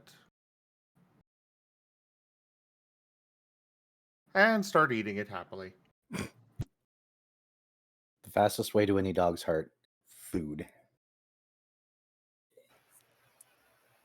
Last will set the platter down and give Paint a few pets before he returns to fulfilling the catering order and also getting Tengu customers some tea.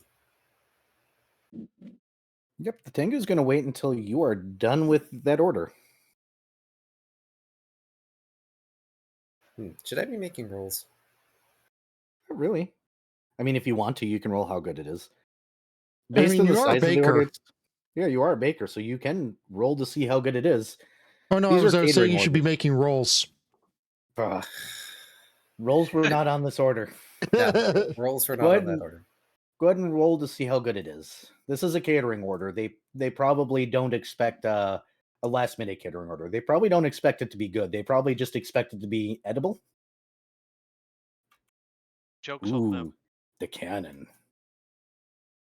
Yes. Dang. Yes, that is a total of a 23.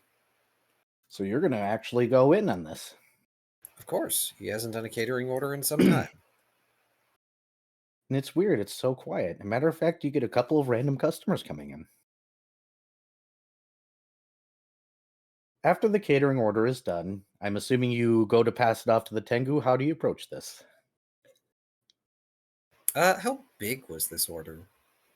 Fairly large. It sounded like it was for quite a significant large group of people. We're talking like a dozen donuts, a dozen muffins, that kind of thing.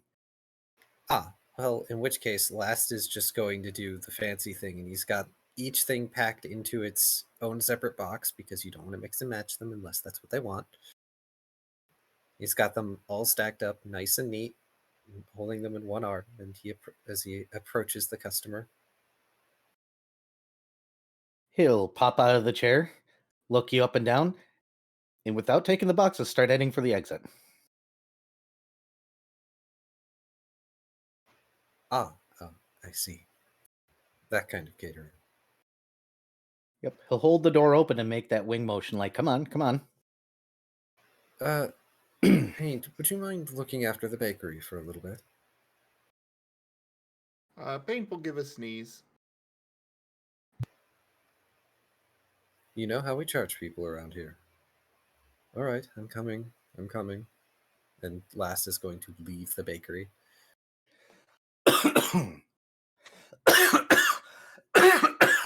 Come on, body, stop it.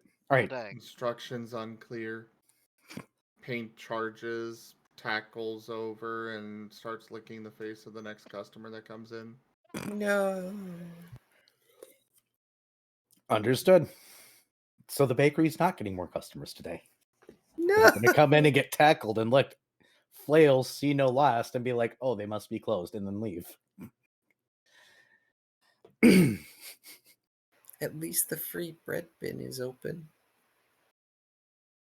Tengu's going to walk down the road, surprisingly straight and north.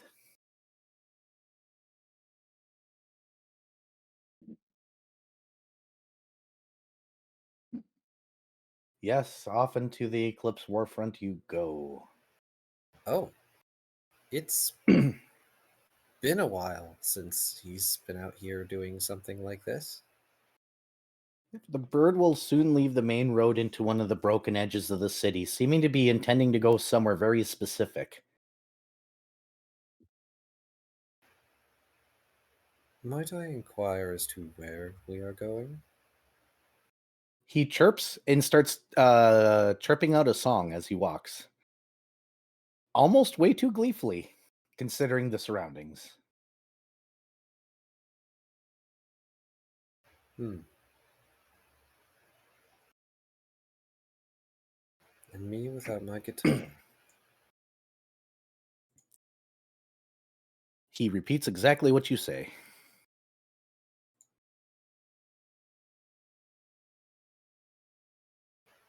If Beaks could smile, he was probably attempting to smile back at you for a moment.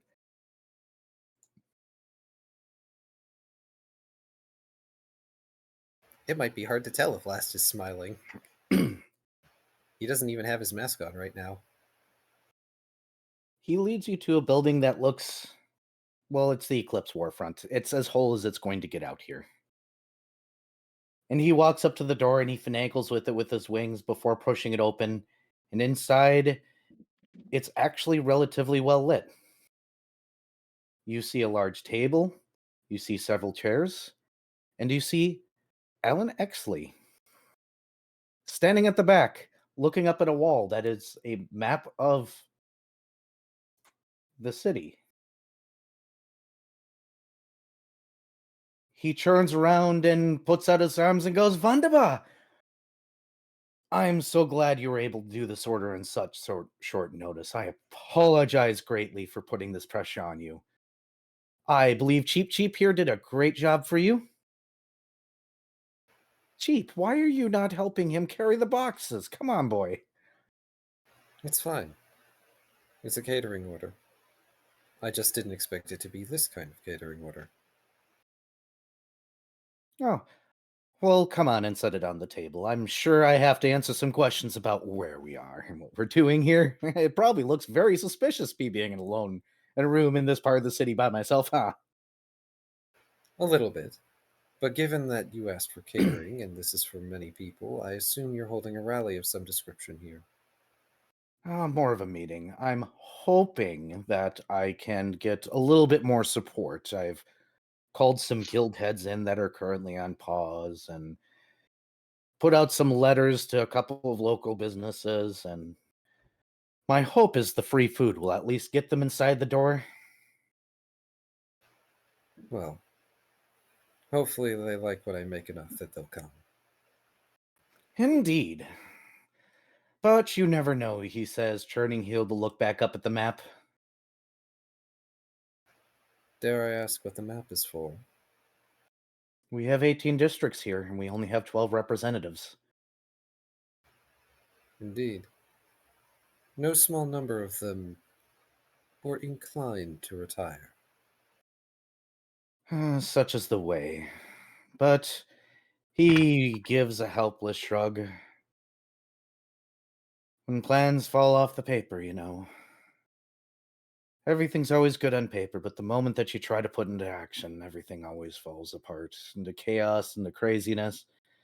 I don't blame Harabane to a degree. He did what he thought was right. After all, some districts, like the Shadows Playground, the snowy landscapes of the Lunar Snowfall, either don't have a lot of people or people are generally disinterested. But our populace is growing.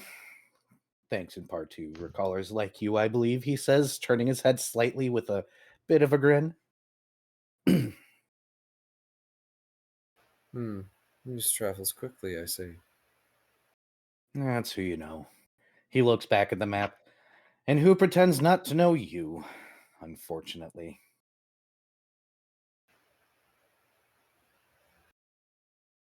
Last pauses as he sets down the last box.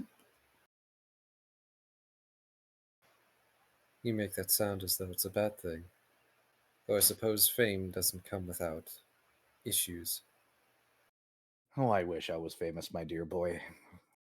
My words, over and over again, have fallen in deaf ears to a point where I would almost say that actually bothers me somewhere deep down inside, yearning for a sudden change, something to break, something to happen, to just have my words heard for a moment. I'm almost thankful for the crazy chaos going on right now.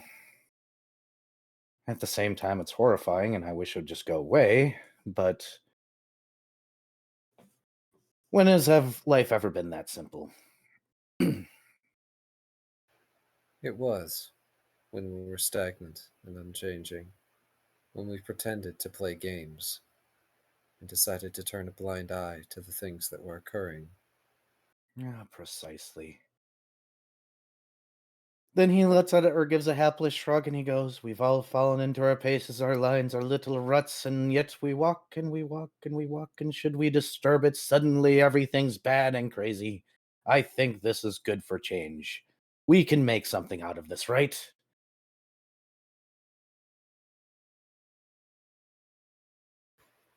Last will clasp his hands behind his back and move over next to Mr. Exley and look at the map. It's awkwardly meticulously detailed. For a space that is non-Euclidean as it is, where streets are there only when they're needed by you and cannot exist to you elsewise, this is rather complete. Almost like somebody applied order to the chaos that this place is. How did you achieve this map? I didn't. To be quite frank, I found it. Where? Deep in Arabane's castle when I got lost once upon a time. Ah, that would explain it. I'd ask why you were there, but I assume you had reason. That's where the council meets. I still try to keep my face there. Try, they haven't exactly let me in quite a while, but So what well, district do you want to take over, Mr. Exley? I want one of the new ones. The Shadows Playground, he motions up. An interesting choice. A man doesn't cower in the fear of challenge. He stands up to it and lives up to the expectations that come with it. And those folk need representation, I think. Need. But do they want representation? Is another question. No, they think they're shoved off in a corner in their own little world. They think they're a different breed. They're all just playing a foolish game. They don't understand that They have wants and needs too that, if they don't have representation, could just be stripped like it recently was. They're not happy over there right now, you know. Their fun has been taken away.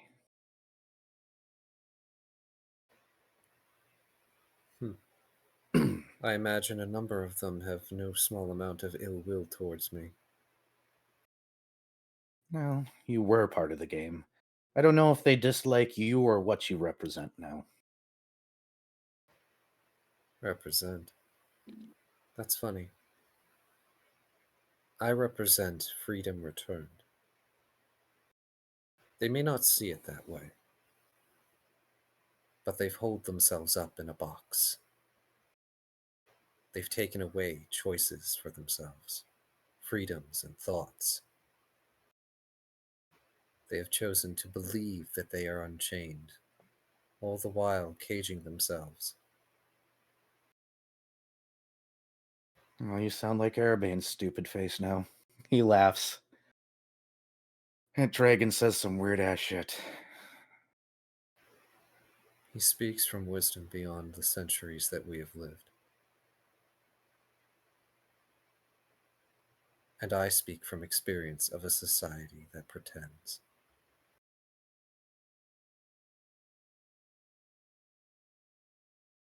You know, what is your preferred name? Last, lost? Does it even matter to you?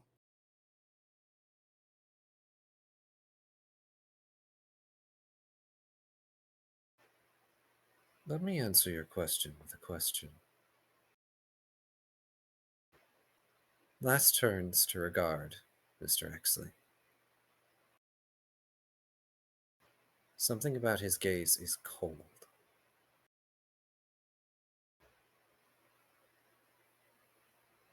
What if I told you I am both? Knowing this place, I'd absolutely believe you. Pray tell, will you stay for my little meeting?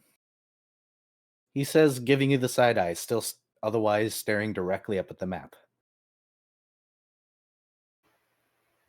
I am not inclined to go elsewhere necessarily, but I reserve the right to leave when it so pleases me. Well, of course.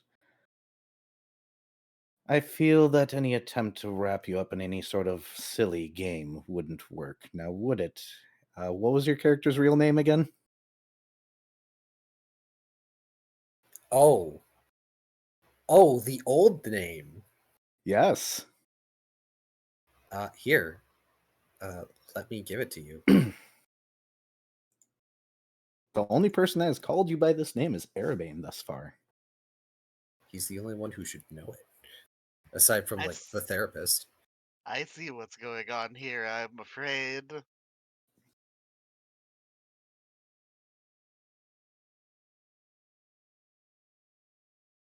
Which, oh shit. Oh shit. Wrapped up in any silly games. Halsaref. Last's gaze intensifies, and he moves in front of the map. And who are you to invoke that name? He smiles and says, "Oh, I'm sorry, I didn't mean to offend."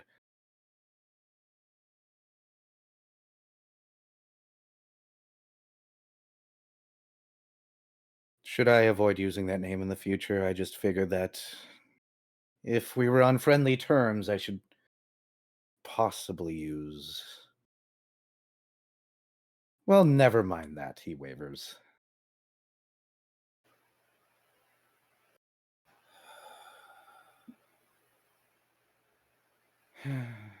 Alas, it seems like nobody came again. To put forth the effort is enough.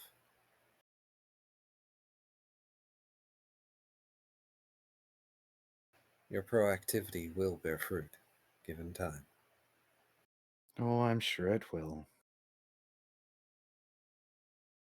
Oh, well. He'll turn around, open up the box, take one of the donuts, stand up the table, To all those that came here today, I thank you so much for your attention. I did want to presentate to you all an idea of splitting up the factions in the city into better equal opportunities for the people, but it seems that the status quo still is. I thank you for your time. He bows. He'll drop a pouch of scales on the table, and he'll begin to walk out, wrapping an arm around Cheap Cheap as he goes. I believe I named the bird Cheap Cheap. Yes. Yep. The bird makes a sound, and then he goes, "Oh, right, you. Go on. I don't care how many you take." The bird does that thing where they run up, they put one in their beak, then they try to get another in their beak, and then another in their beak. And he goes, "You also have arms." The bird looks up in a moment of realization, scoops up as many boxes, and goes to follow Alex out, leaving you there with the large, awkwardly ordered map.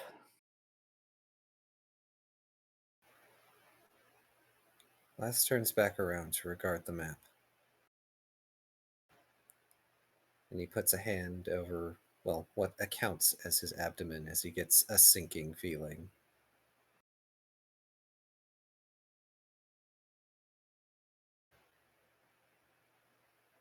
Then he's going to take the map from the wall and roll it up nice and neat. We lost the right to that name a long time ago, Mr. Exley.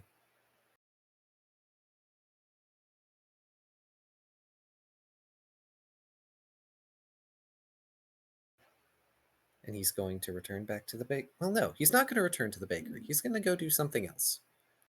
Okay, let's pause you for now. Hey, Paint, are you going to charge and tackle and lick every single customer that comes in the door? The first one, and depending on their reaction, he may go a different route for the others. The first one reveals that he thinks the bar is closed and apologizes. He shakes his head, and goes behind the counter, putting his forepaws up on the counter. He will blink and be like, "Can I have a paper towel? You're slobbery." He will go over to the paper towels, bite on it, and kind of just start pulling. And the whole thing comes down in a big paper towel mess.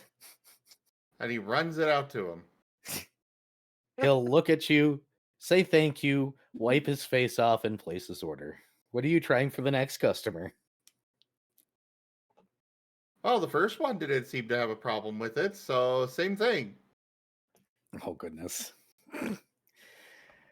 Oh, when Last gets back to the bakery, there's going to be napkins everywhere. There's going to be tea everywhere. There's going to be bakery everywhere. The bakery's just going to be everywhere. Paint is doing a good job. Yes, he is. As good of a job as he can do. Oh boy. Aw. He is dog. He's not something actually good like a cat. Lol. So, you See, the guys cat would finish have your knocked the tea. paper towels over on purpose. True. Yes, but I would knock it off in the direction of the person that needs it. A different kind of mess. Correct. All I right. don't know. I've seen cats pull on toilet paper and paper towels far more often than I've seen dogs Oh, do that. or do That's the because wraparound that's because it shred. spins. Yes. And it makes noises while it spins. I must have the strangest cat because my cat's never done anything like that. You're lucky. I just trained my cat, maybe. Well, I did train my cat, so maybe that's it. Good. Because I probably only ever had to say no once. Because usually, if I say no once, he never tries it again. Aw. Except for certain things. Like apparently go in the trash can. Yeah. My cat, I would snap my fingers and she would know that she was doing something bad. Yeah, I do that too. And I would click my tongue to call her or otherwise tell her she's fine. Cats are trainable, people. But we are at the 2 hour mark. Before I go back to Shoal and Fret and the tea party with Betty, because she does have information to share. I'm assuming you guys are going to probably bring her back to the bakery at some point. Exactly. Yep. Let's go ahead and take a short break so people can use the bathroom, stand up and stretch, get water, take care of yourselves. All right? I don't want to. Well, everybody take care of themselves, please. Yeah. This includes you, chat. Stand up, break. Stand up, move. It's bad for you to sit too long. Okay.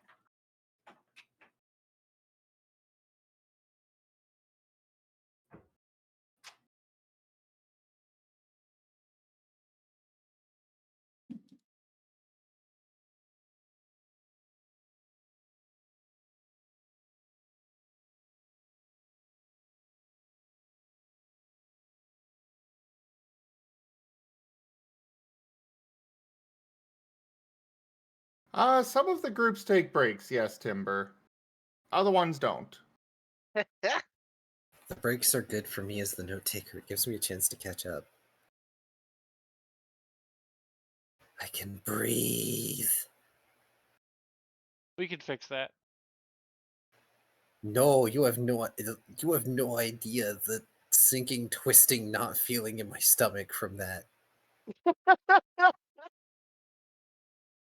From Yeah, what? From the whole oh shit moment. yeah, that okay, Ah. so I have some suspicions about what's going on there, and none Same. of them are good. Same. Absolutely none of the potential options are good options. Correct. The one that it just immediately came to mind, but it might not necessarily be, is Kai, you realize that Lost could have been standing in in the room with the Protean. Yeah, that is something that has crossed his mind. Yep. Yep. That He's been very measured in the questions he's asked because he knows if he asks the wrong questions, he's not armed or armored right now. And that would be it. Yep.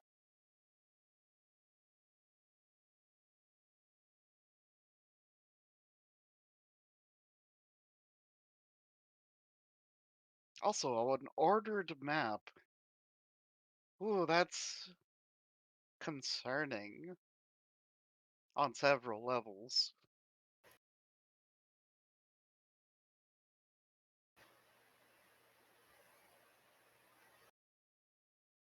What's the opposite of a protean? Okay, so A modron? Wait, Pathfinder oh, doesn't have modrons. I don't know, but it'd be something lawful good-ish, maybe. It would have to be lawful neutral because they're chaotic neutral. Yeah, so an archon of some sort. Ah, that's right.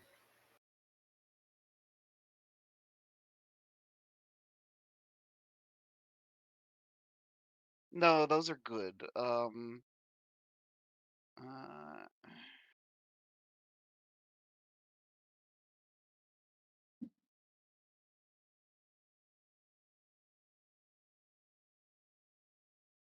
okay, aeons are true neutral.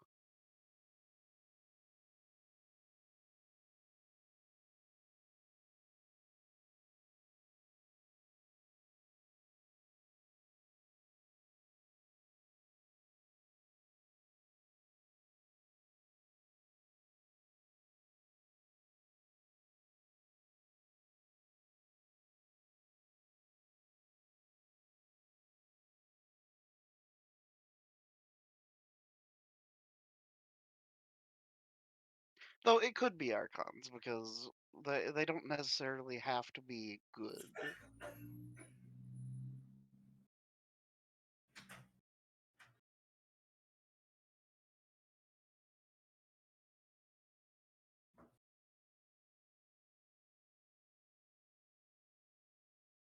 Azadas are pure good. I thought Azadas were chaotic good. Yeah, Azada should be chaotic. Oh yeah. Okay, so Yeah, they are they're from chaotic. Okay. Elysium. Yeah, and I think the neutral good is Agathians. I'm back, by the way. Welcome back. Donation goal complete. Woo! Congrats.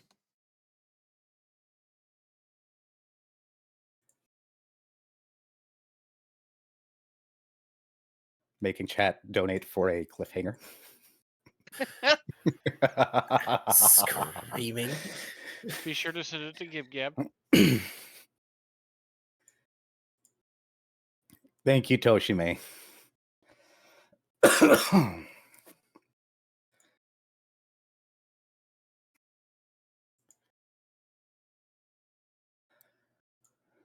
Let me see.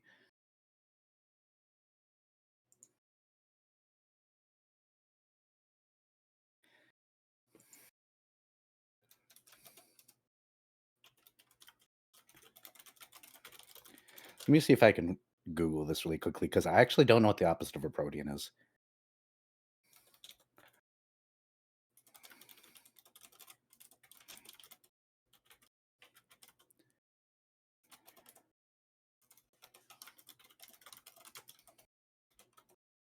I guess it's Aeons. I thought. I don't know. Maybe that is Aeons. Because I thought the Aeons were true neutral. Inevitables, Axomite, Well, Axiomites. Axiomites, Argons, and Mordrons. Modrons?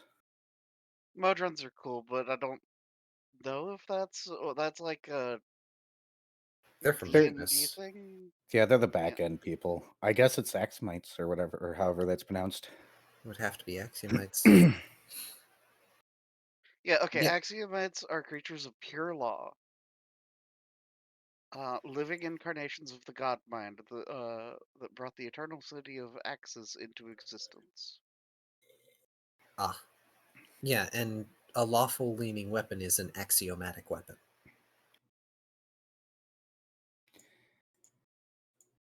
So it'd have to be the Axiomites. Okay. Is everybody back? Do we got Dr. Volt? I am indeed here. Fantastic. Let's go ahead and hop back to the pair finishing up the tea party with a certain Betty. You guys finish up the tea, and it was a relatively quiet, I guess you could call it, evening. She'll stand up after the tea is gone and any idle chit chat that you guys might have gone through.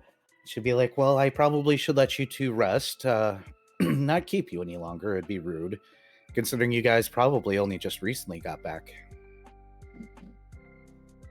Fred nods. Well, I do appreciate the visit, and Shoal, I did actually mean you can stop by my house at any time. I do consider you a oh, that's still hard. Friend.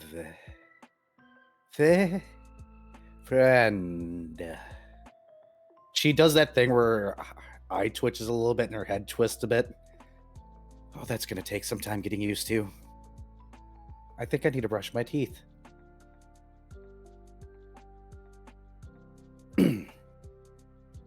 Fred will scribble out.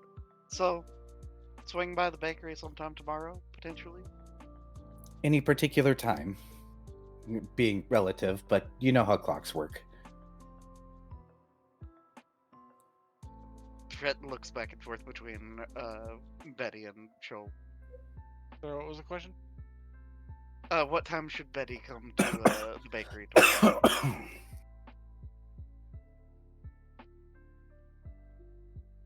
That was a good question.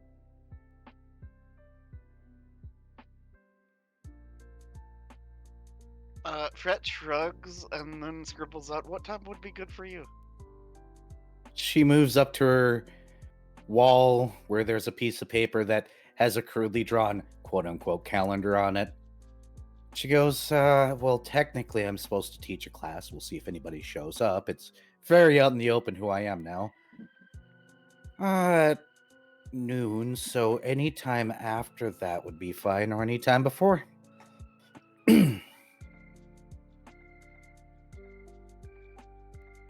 Fred shrugs and we'll scribble out. Afternoon then? Sounds Around good. around 2 p.m. I'll be there. Or the equivalent thereof of 2 p.m. Fretwell gives a thumbs up. She smiles and she'll let you guys out the door, closing it with that ominous click behind you guys.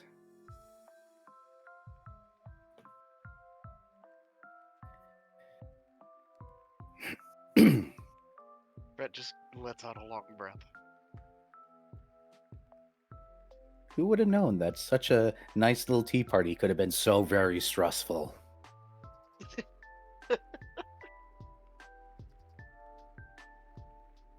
Where do you guys wish to go?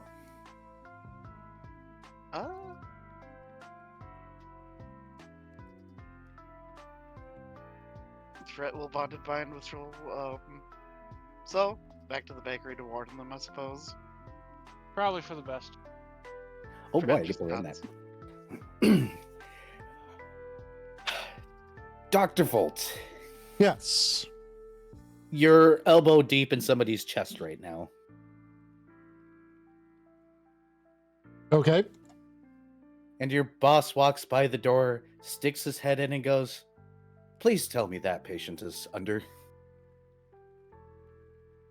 The patient is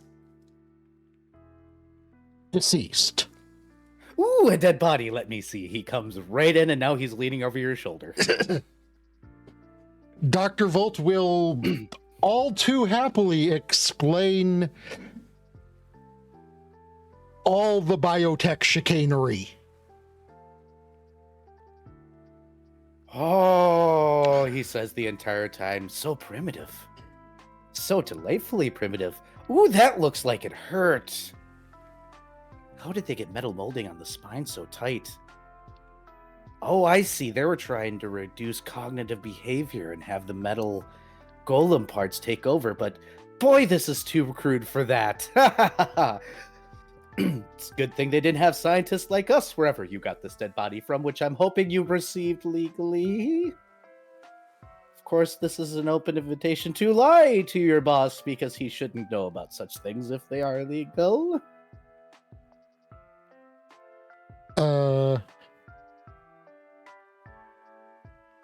We did not kill him. He wished to be brought here to Twilight when we returned. Good enough for me. What does this do? He pokes at what you think is a liver filter. Dr. Volt will explain that he believes that is the liver filter. He continues poking until the box opens up and you realize, whoa, that thing needs to be a new filter really bad.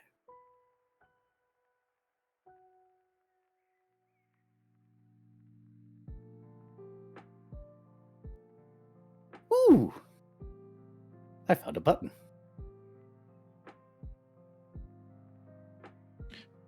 Well, continue on your work. I will not bother you anymore.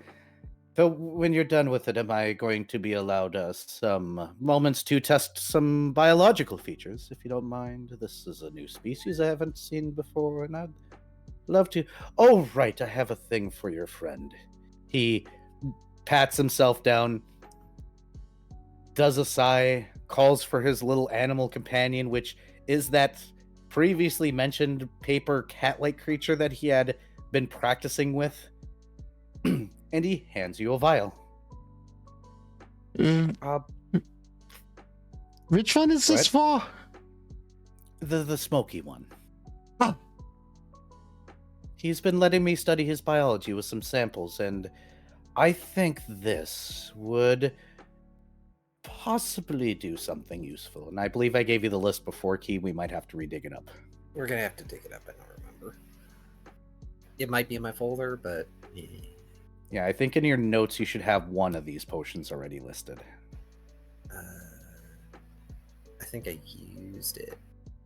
Yep, but you can purchase them still, remember? Yes. Yep, so you should have that one listed. I remember that it was the physical attributes basically as a potion. And I Yeah. think extend tail and like one other thing. Yes, and no, I think one of the effects was haste, or that might have just been the prototype one. It might have been. Either way, we'll pull up that list later. But he'll offer the vial over. Please give this to him and tell him to stop by if he would like. Or, excuse me, if he'd be okay with me continuing to test his biology against various things. Of course. This time I don't feel the need to observe the results. I'm confident in my creations. That and this new security thing is such a hassle. I'm trying my best, but I swear every time we get close to perfection, somebody points out a glaring flaw. Leave it to scientists to be pedantic. Well, that is the nature of perfection. Indeed. He wavers. Continue. Just save a sample of blood and a piece of whatever that organ is over there. He points at what part of his natural biology, or who knows what it is at this point anymore.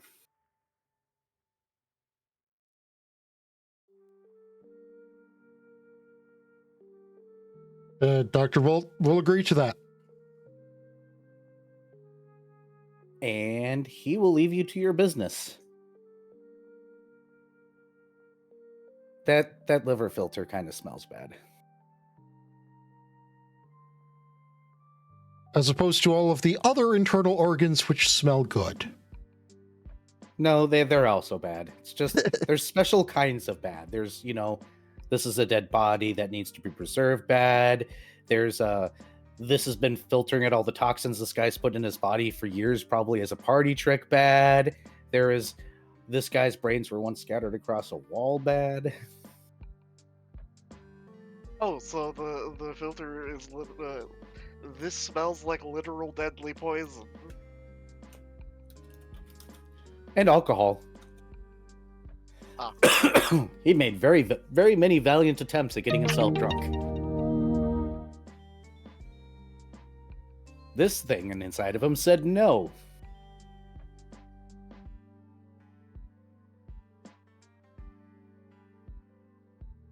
Anything else you're curious about specifically, Dr. Volt? Not exactly, but the ability to construct mechanical immortality is sure an interesting thing. Yep. Yes. It is essentially applying the half golem template. Huh. That's less interesting. It is, but they did it in a very interesting way. Fair. Unless you want anything else specifically, I'm going to move back to Lost to see where the heck he's going. Quick question, as I'm still Mhm. frantically trying to catch up on notes. Yes. Did Fret and Shoal decide on a time that Betty should come to the bakery? 2 p.m. Yeah. Okay. They basically made her choose. Well, Fred posed the what time's best for you type thing, and then it turned out that was any time not noon, Yep, quite literally. which was unfortunate because that was when he was thinking about inviting her over. Lol. High noon. I have a question, Yes. dear Era. Where would my old therapist be? Ooh, good question. My assumption was they would be in Threshold because that's where the acclamation stuff tends to happen. That is one place they could be. They could also be in Academia, in Emerald Academia, because that's where a lot of the more academic type people hang out. paint is being replaced? Oh, no.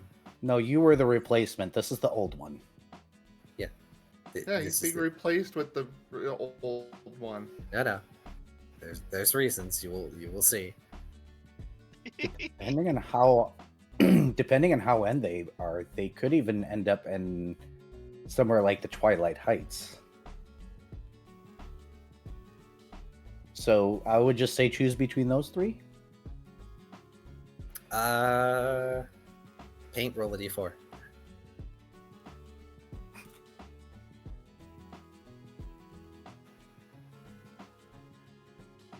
Watch it roll a 4 and tell you to choose. Okay, I guess they're in Twilight Heights.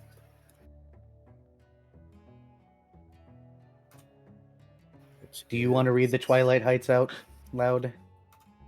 Sure. Or do you want me to? I can do that. District number 4, Twilight Heights. A primarily residential district, this area boasts opulent mansions, townhouses, and more modest homes, with parks interspersed for public enjoyment. Welcome to the burbs, yo. Ah. So paint's replacement is very successful. They've probably just been here for a while. Porque no dos. But yeah, I'm assuming you're going to their office. Yes.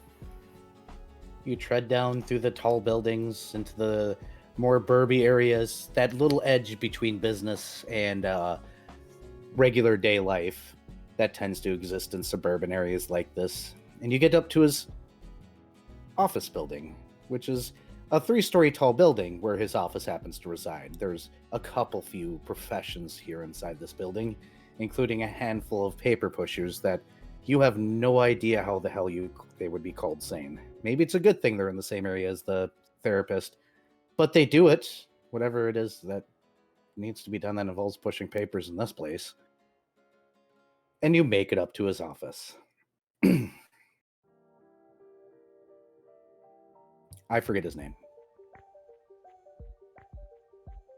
I don't think we gave the therapist a name. Oh, well, he's going to remain nameless for now because I'm lazy. No, that's We'll get it later. we can just like random generate a name or whatever. But Last is going to. I should make mention that Last did take the seals. He didn't leave them on the table. He took them and the map. I assumed, but good. Yeah, Better noted. Yes, I needed to clarify that because it's like he's not going to leave the seals behind. That was payment. But yes, he's going to knock on the door to announce his presence. You hear just a moment from the inside. The man is going to make you wait a good 10 minutes before he escorts out what would probably be one of his clients. A very short fella, wearing a hoodie. He looks nervous. He glances up at you and starts to skitter down the hallway as if trying to avoid to be seen. He goes, "Oh, poor man." My presence likely hasn't helped that. Oh, it doesn't matter. Anybody that's taller than him intimidates him. We're working on it. From his world, he was of the tallest race. Ah, I see. A pleasure to see you again. Ah. How have you been doing, Last? Come on in. It's good that you can still recognize me. Last smiles and enters the office. You may be wearing a new mask, but you seem to be the same individual as before. Anyways, it's kind of hard to miss the smoky demeanor. Not what I meant. But you knew what I meant. Of course, he'll shut the door behind you with the familiar, daunting click. It's the same old room, the same old chair, the same old desk. That machine that looks like a typewriter but doesn't act like one at all. But yet you have yet him to see use when actually talking to somebody. But he'll go and take a chair and sit down and be like, "So what do I own the honors? It's been quite a while."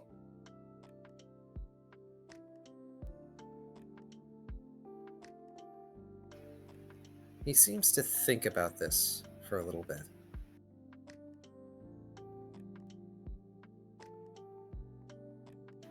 It is not the fact I am present, if you understand the double meaning of that.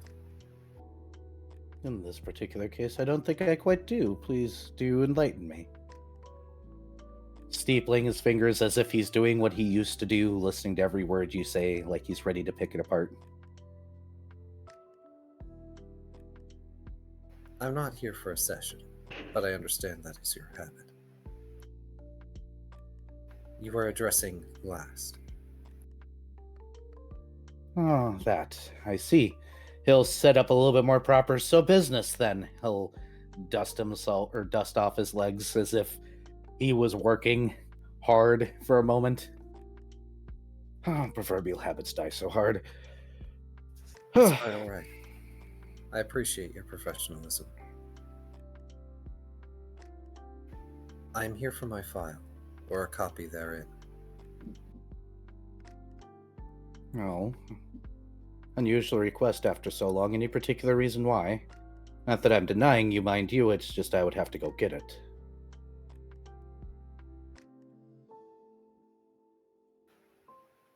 Someone under my care is learning your trade. And in so doing, they are also functioning as a sort of therapist for me. Oh, a case study, I see. Interesting. I'm sad that to see you go then, in which case, but it has been a while, so I guess such is the nature of things. Yes, I can get that for you. By the way, are you lying? No. Or at the very least, he is not trying to lie. Okay, I don't have to roll a sense motive. Was there any other business we needed to conduct? I can get that for you later tonight. I have a client here in about 10 minutes, and well, I could traverse the city to where I keep my files and then back in that amount of time. I would rather not mess with time too much like that in my own purview. Have you spoken my real name to anyone? Quite prompt of a question, but no, why would I? Because I was just addressed by it. Well, that's obscure. Odd. No, I don't remember talking to anybody and mentioning your real name. I would have no reason to. It's not the name you prefer to go by. Didn't she also complain that Erebane occasionally uses it with you? Erebane is the only one who may. Oh, it's been a while after all, so I guess my memory isn't as good as I thought it was. But, no, not that I recall.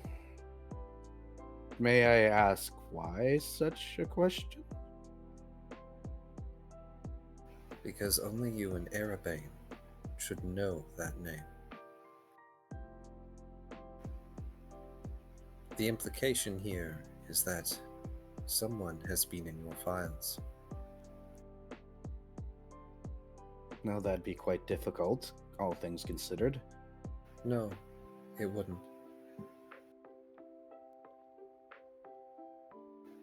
Allow me to elaborate. Have you heard of the goings-on in the city of late? They've calmed now, it seems. Well, of course I have. There was a couple of chaotic incidents. Some people playing some game. Whatever game they were playing, it seems to have shut up. Proverbially, my god tongue. Proverbially, I give up on that word. Speaking. Proverbially. Thank you.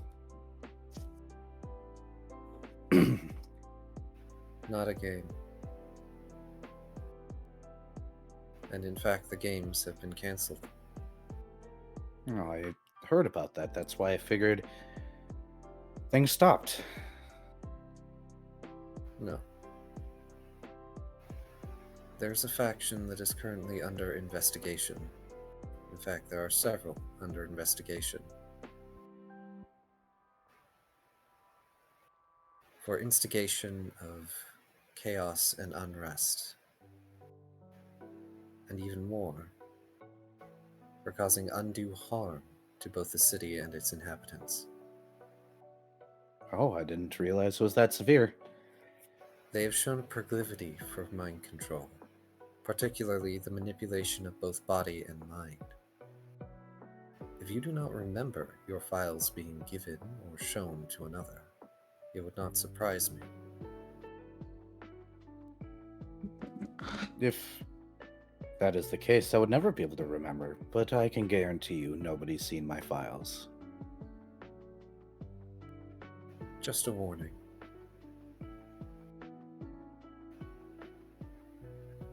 If nothing else. I can guarantee you nobody's seen your files.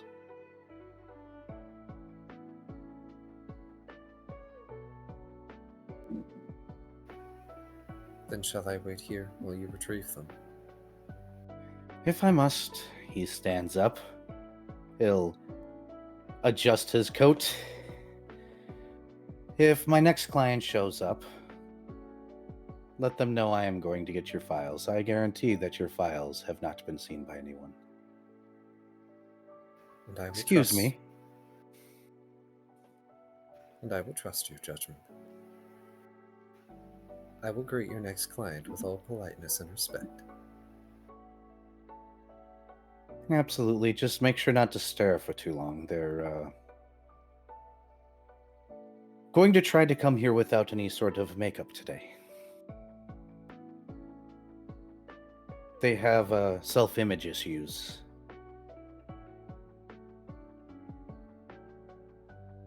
Rather normal here.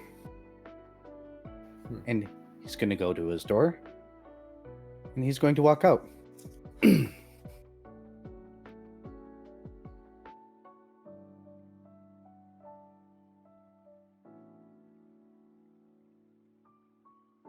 I'm assuming you're just waiting there. Yep, just waiting politely. He has the rolled up map across his lap.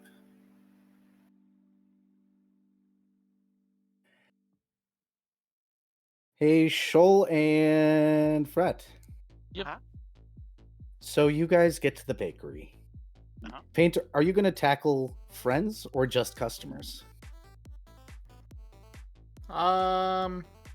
So I was going to say that he would probably be doing studies between people coming in. Mm-hmm. So unfortunately, that does mean he's not actively ready to pounce whoever comes in the door next. But he will tackle Fred. Understood. So you guys walk into the door and you see paper towels all over the place. The floor has spills all over. There's messed up boxes. It's a right mess in here. It looks like a dog was left in charge. And then Fret, you get tackled. And Fret flails wildly Hey, Shoal. and tries his best to push paint off. Hey, Shoal. Yeah. Your Fret just got tackled. Squint. Click, click, click, click, click, click. And silent look of displeasure and disgust, and attempting to shield his face.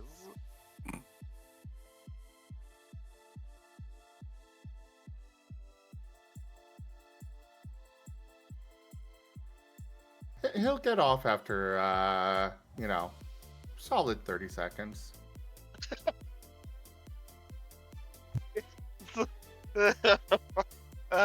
Fret, Once scoops he's up- satisfied, Fred is thoroughly drenched. Oh dear. Ew. Well, at least there's paper towels all over the place. Yeah, Fret will scoop up a couple of paper towels from the ground and wipe his face off. Yep, the bakery's definitely messier. As are you now. Fret will pull out his sitar and begin playing the tune of Prestidigitation. Ah, you're cleaning up. Paint's going behind the counter. Paws up on the counter. looking at you two expectantly.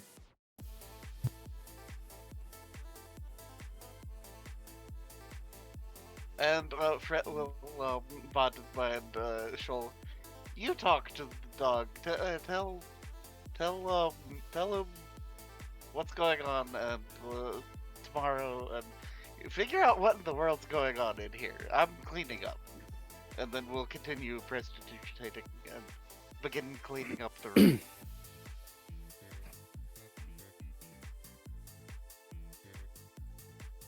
Shoal. Mm-hmm. Did you hear all that? Sorry. Gosh darn it! Well, I heard. Dang it. No. Are you cutting in and Okay, out? Okay. Let me make sure my headset's. Yeah, because you're cutting in and out there. A lot, actually.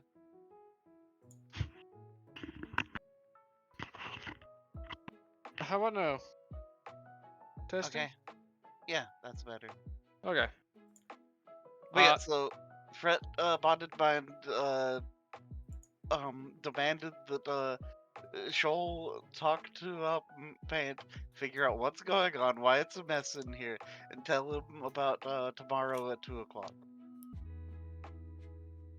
Fair enough. Paint. Where is last?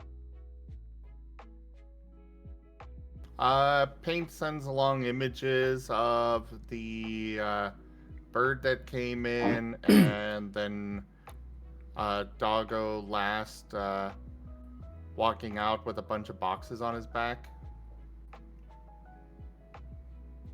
Catering. Sneezes. Why is it so messy in here? Paint kind of gestures at the display cases with multiple items missing.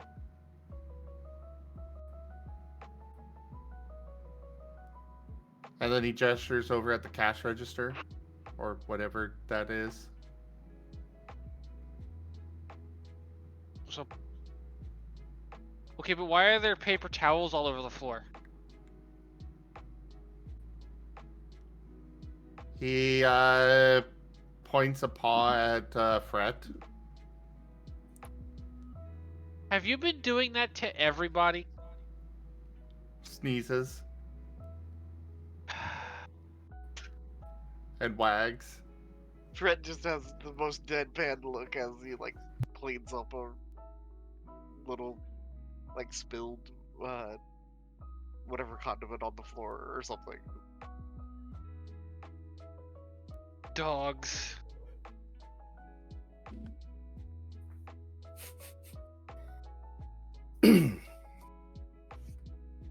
Fret just makes a long sigh. Shoal feels that. Well, we have. No, Betty's going to be by tomorrow, so hopefully the last comes by soon. Paint sneezes. Or wait, no, did Betty come with us? No. No. No, she didn't. Oh. Ugh. Fret will bonded mind. Oh, also maybe we should give Paint one of these orbs.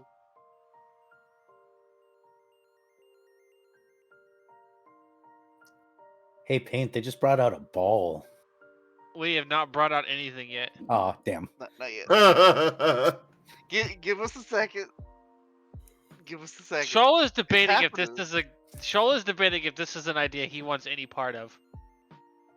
Fret will kind of just give the holding out one hand gesture at Shoal.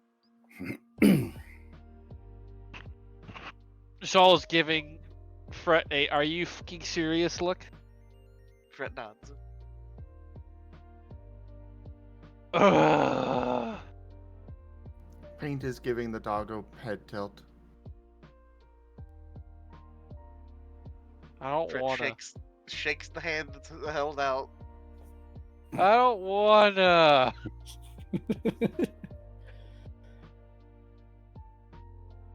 Ugh. Fred's like expression is just getting more and more like uh squinty and scrunched. Shoal is managing to look ever more petulant and put upon because he feels incredibly put upon by the very existence of this idea. Ah, yes, the way that only cats are able to manage. Correct. Shoal is going to be grumbling in his native language of Mir before pulling out one of the boxes and putting it in Okay, Fred. Fred's hand. Fred will take the box and slide the box in front of Paint.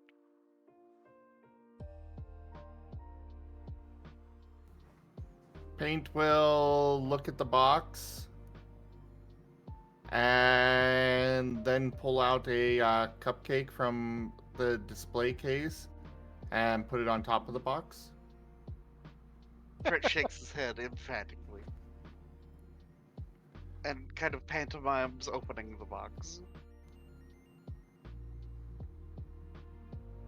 He moves the cupcake and bites on the box Fred will and tries to hastily like open. get Paint to stop, and then we'll just open the box himself.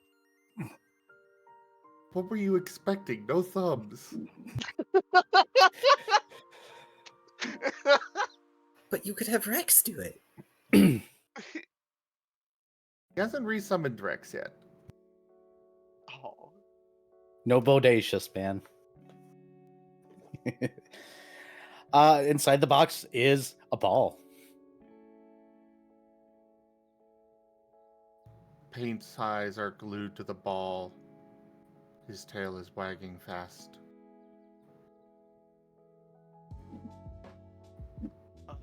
Fred will Shoal is stealthing the fuck out.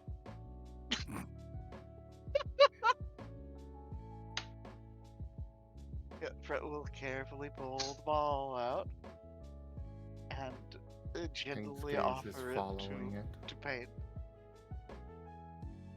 You have been offered ball. Chomp. Wow, that's a hard ball.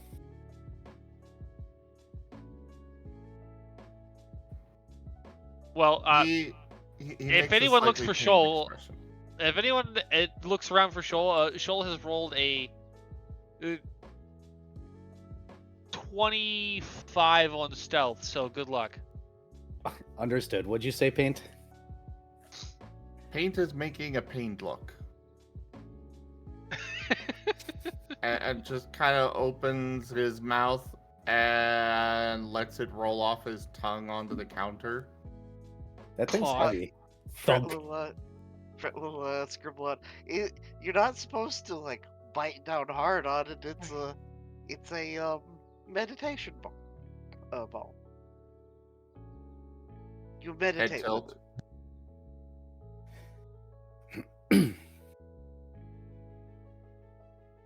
You do like this, and then he'll grab the ball and like just hold it in one hand and sit down cross-legged on the floor.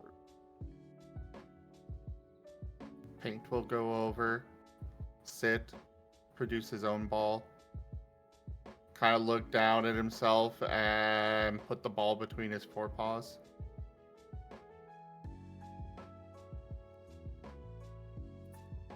And Fred will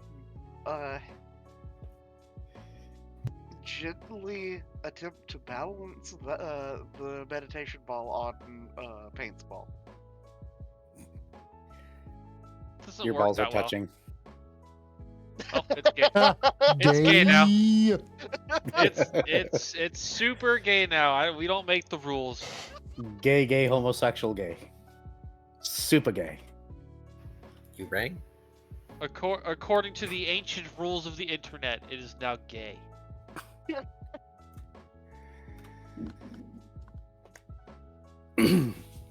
And if none of you got the joke, I'm disappointed in you. Yeah, balancing a ball on a ball is not something that is easy to do. Mhm. It's probably just not going to happen. You can attempt to Oh. roll like an acrobatics or something to try, but you Okay. both would have to succeed. Wouldn't this be more sleight of hand? I'd allow sleight of hand as well. I think that's I- going to be I- roughly the same. No, my sleight of hand is considerably better. Okay. I don't think Paint's going to be assisting on this at all. You both have to roll. Yeah. Unfortunately. Because Paint has to remain perfectly still, which it's Paint. Yeah, like just auto fail this. Yeah, so that's a 30 on Fred's part, and then him getting disappointed. Yep. Sorry. But it's also funny because every time it hits the floor, it leaves a new dent. No, my Like the one in the desk. And the several now that are going to be in the floor. I'm going to leave you guys to attempting this for a while. Shoal is watching. You don't know where from, but you know he is watching. Go to bed, Mala. Good night. Later, And- nerd. Night, Mala, and also hi, Simple. Don't Once forget Fred- the gunshot wound there, Mala. Oh, we'll get to that. Also, yeah, once Fred realizes that there's dents in the floor, he's going to stop with this nonsense. Just leave the ball on the floor. Pull out his sitar again and begin playing the tune of Bending. Lol.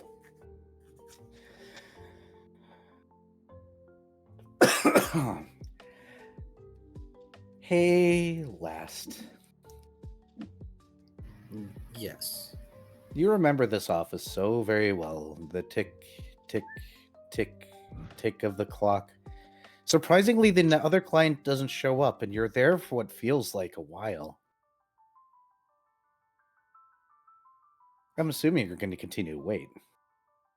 He is. But at some point, he's just going to idly pace around the office to look at things. Everything's exactly where you remember it being. Everything in its place. This doctor was always so meticulous. You're pretty sure this man would draw outlines on where things belonged and then dust in the areas and put it exactly back, given the chance. Meticulous. It's normally a good thing, right? Normally. After a great while,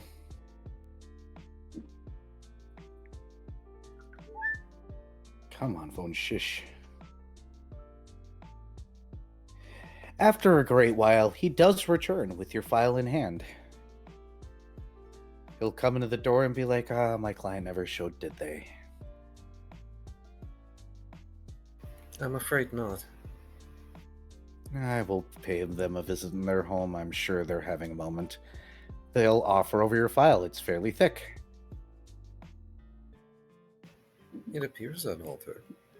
As Last is going to take the file to briefly flip through it. It definitely looks like normal files. Says, I guarantee nobody's messed with it.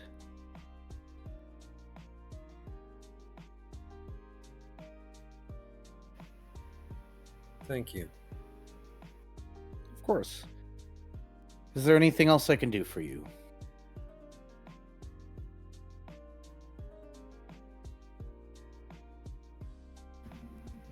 No. I don't think there's anything that you are capable of doing for me at this time. But thank you.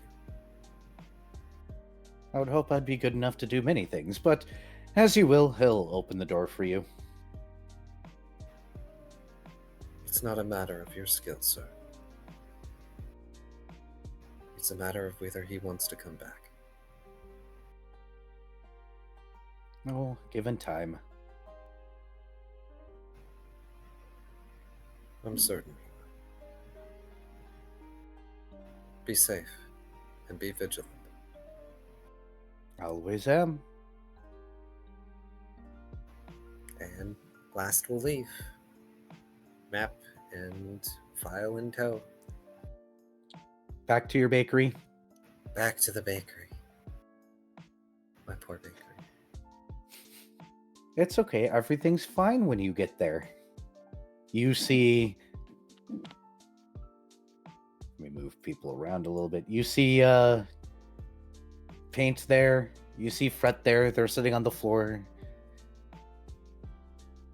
Fret's playing his sitar. There's a strange metal orb resting on the floor for some reason. Paint's holding a ball between his two front paws. Hold on.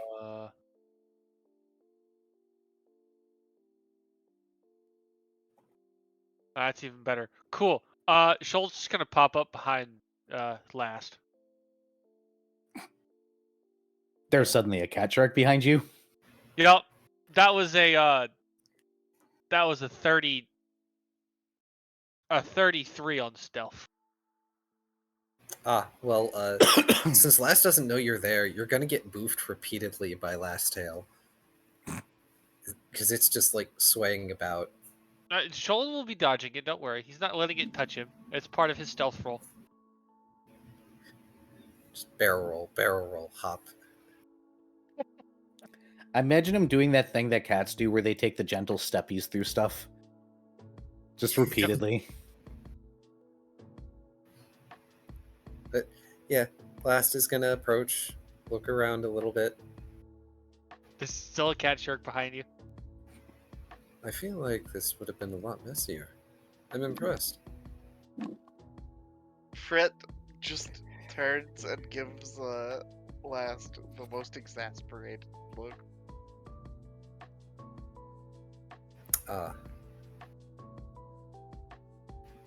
Well, I have acquired a few interesting things today. Fret raises an eyebrow. He goes over to one of the tables, and he's going to set down the very thick therapy file. This is for you, Pain. Paint is looking at it and tilting his head in confusion. You've been learning therapy, haven't you? He sneezes. Well, what better way to learn than to have a case study? He gestures at the file. And so I give you mine.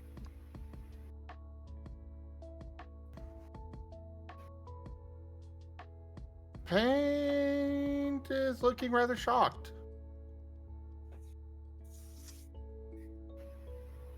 Last tilts his head slightly to the side, smiles. You can't well be my therapist if you don't have this. It's a lot easier when you don't have to build from the ground up, or so I'm told.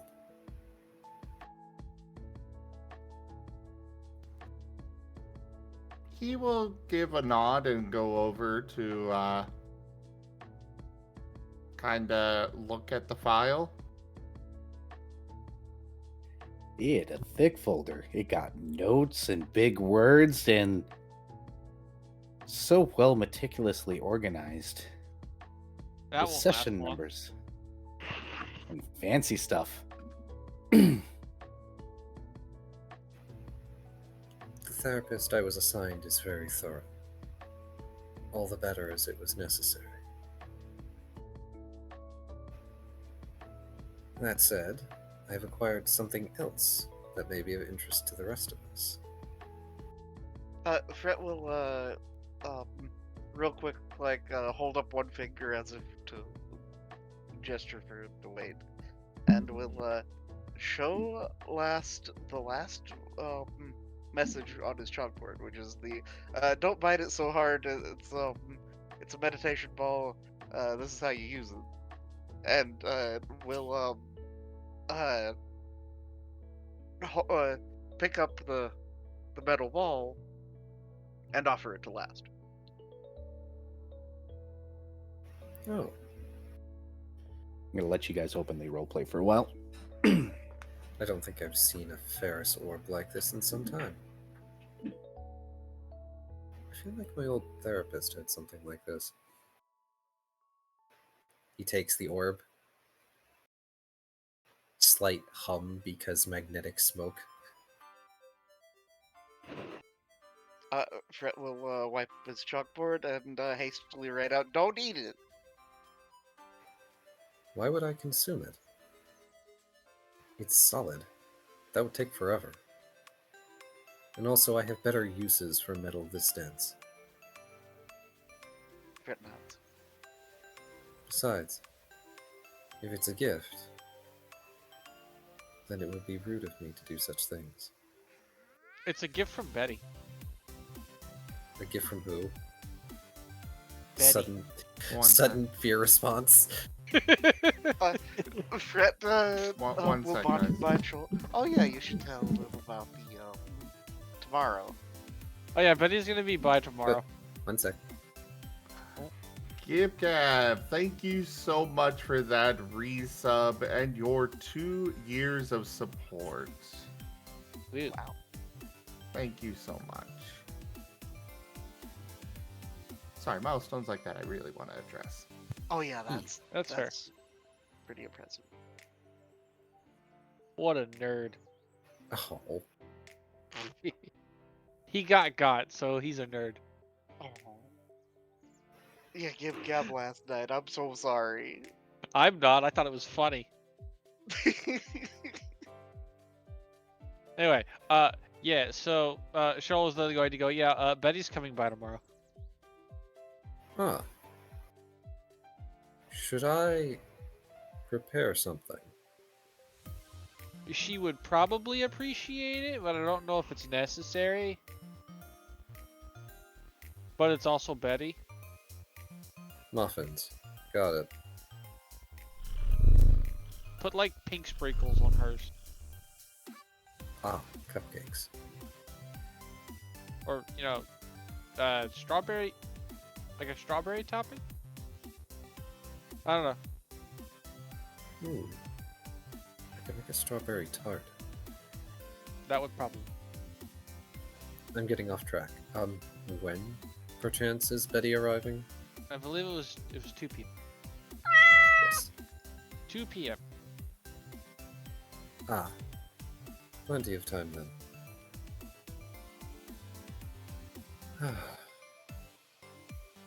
Now then. With that out of the way, and he's going to just partially unroll the detailed map. I happened across this when I was out catering. That's certainly a map. It's a map of Twilight.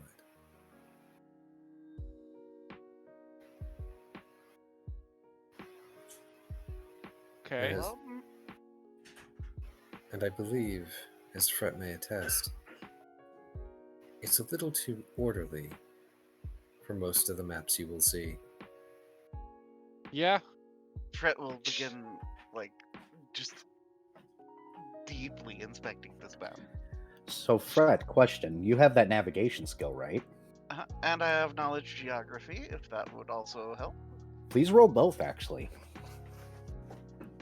Okay. First to profession.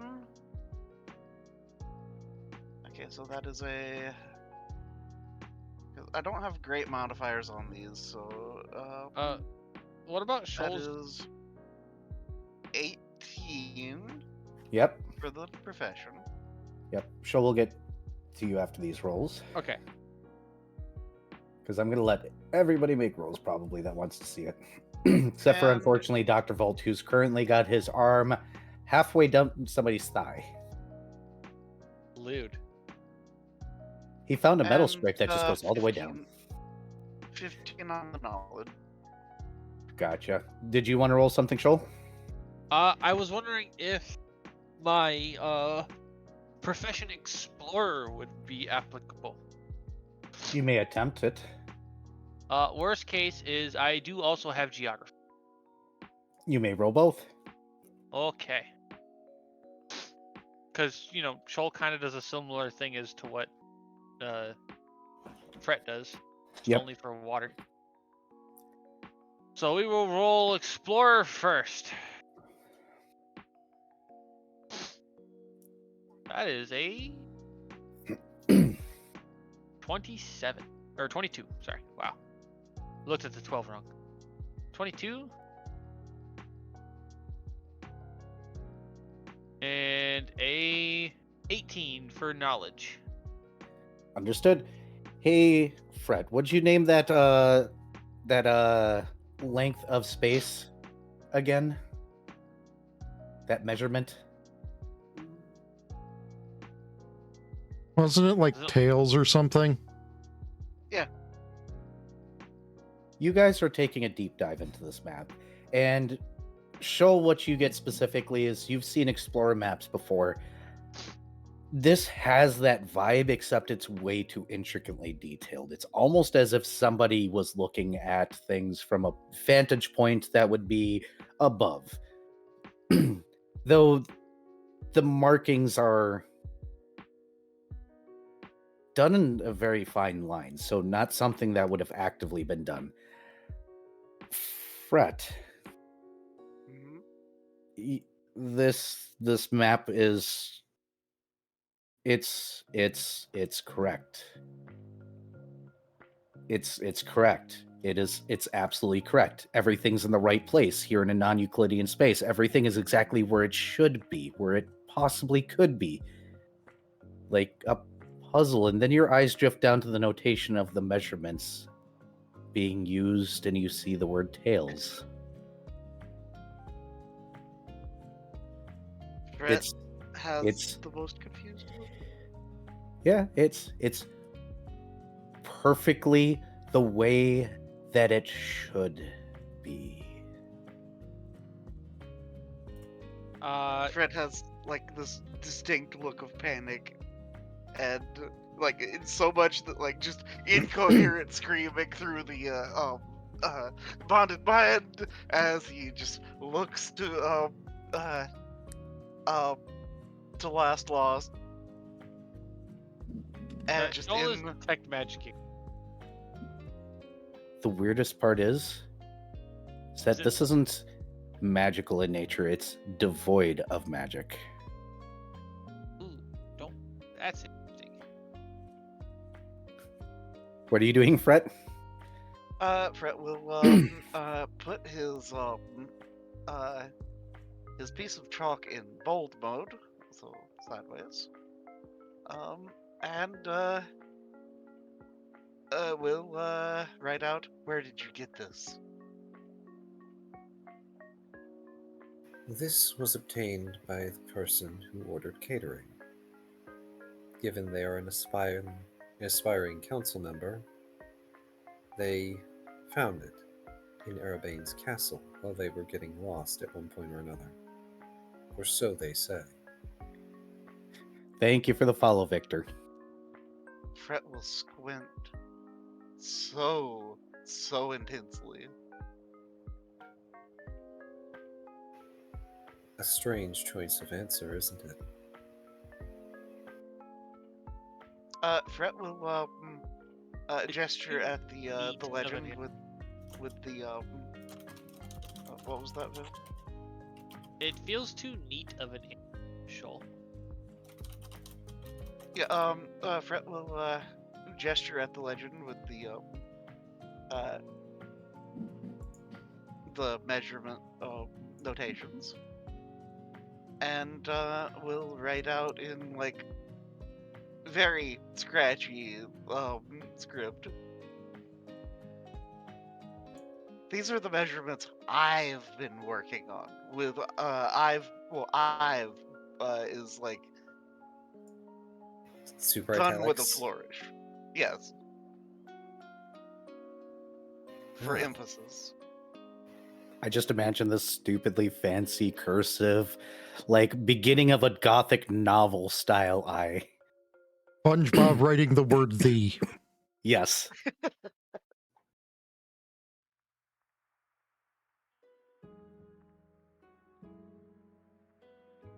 So, Oh. Fred will continue on. This could not have been made yet.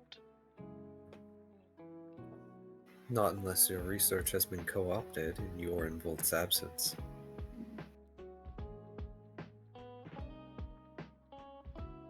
Fred gets a very, like, squinty look. One of his eyes kind of twitches a little. Answer me this, friend. Who have we been dealing with every single time we have returned? Organizations that have access to security, information, even memory. Things that they should not have. And this was in the possession of someone who desires my cooperation.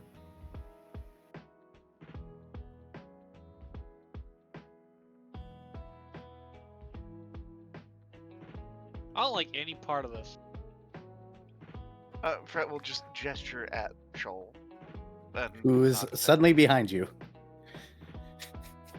Zola's been behind there the entire time and speaking. True, he would have jumped the first time, sorry. Oh yeah, he jumped, but it was just like his vapors that jumped. There was this brief spike prickle like along his shoulders and mane. Oh, just the ferrofluid. Pharaoh It's the flew cat in floof. swooping. Yeah. Yep. Which, by the way, is very funny to do to a long hair cat. Yep.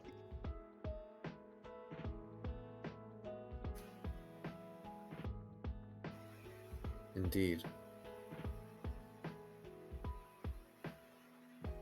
There's other reasons that I am on edge. Fred head tilts.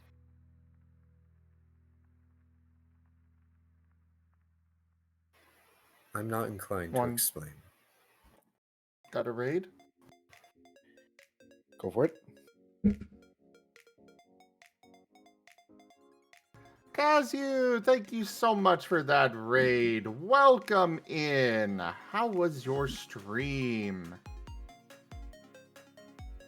You guys have come into the middle of our Recolors of the Lost Pathfinder campaign. I hope you all enjoy the story. Thank you so much for sharing your community with me, Kazu. We do all sorts of things here. We've got artists that join us. We do lots of tabletop games, including Pokemon, Digimon, and of course Pathfinder. And yeah, have a good self-care there, Kazu. Thank you so much for sharing your community with me. I'll be in the chat from here, everyone.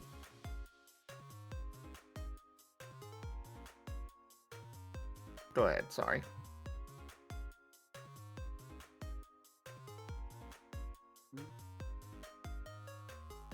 What were you saying last? Shoot, my brain just hit a You blank. were about to elucidate on the other reasons why you're concerned. Oh, no, there's other reasons why he's on edge. He just said that he's not inclined to disclose that. Oh, not inclined. Okay. Fred just nods then. Out of character, if Paint goes through last file, he might find the thing, but I don't think he's going to put it together.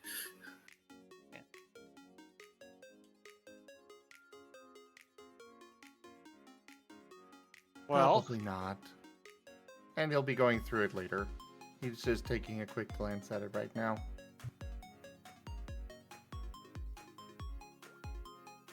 Anything else you guys wish to do with the map? Go ahead. Fred will begin studying this map though, as he's leisurely listening to conversation, and will scribble out. This is amazing. So, I'm just saying, we don't leave the map out and about. That goes without saying. Yeah, well, I needed to make sure it was said. Looks over at Fred. Fair enough. Why am I even bothering asking where Volt is? He's probably dismembered the corpse by now. Fred will point out the laboratory on the map. I figured as much.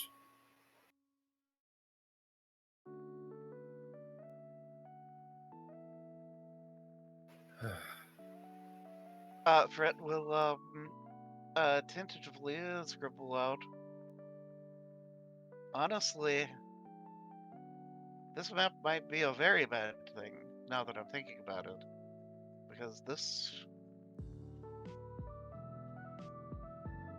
kind of breaks the nature of how things work here. This shouldn't be.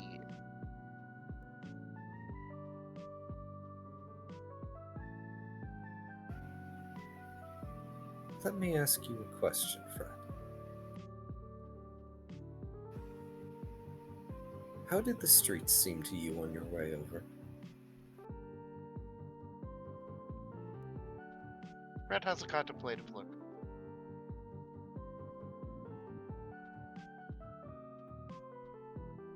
And we'll just write out normal with a question mark. Exactly.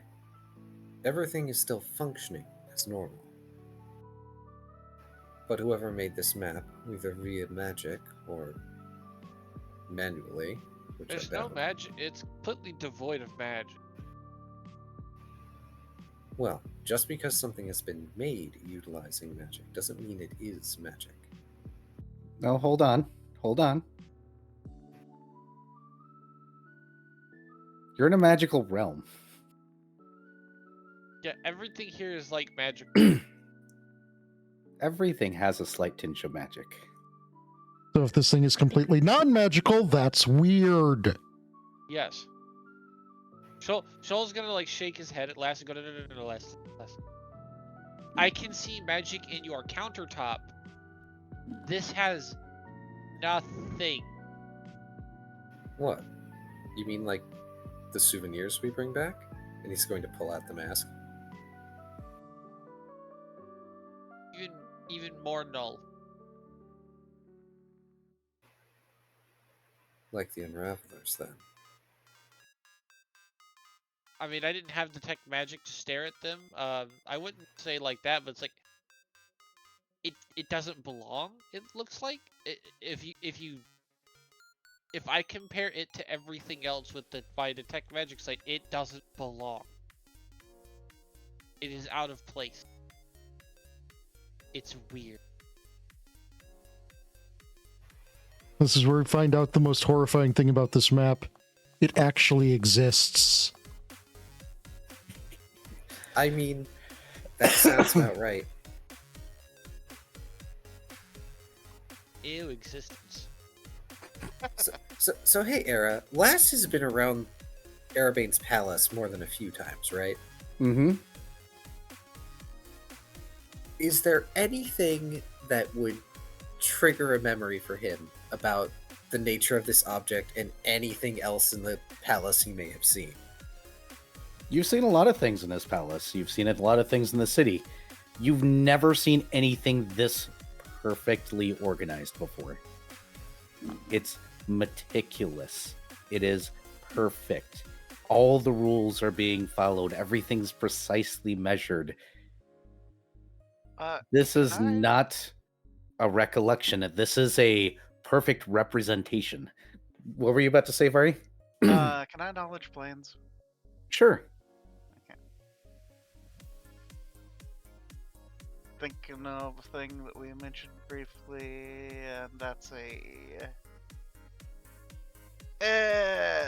15. So would that be enough to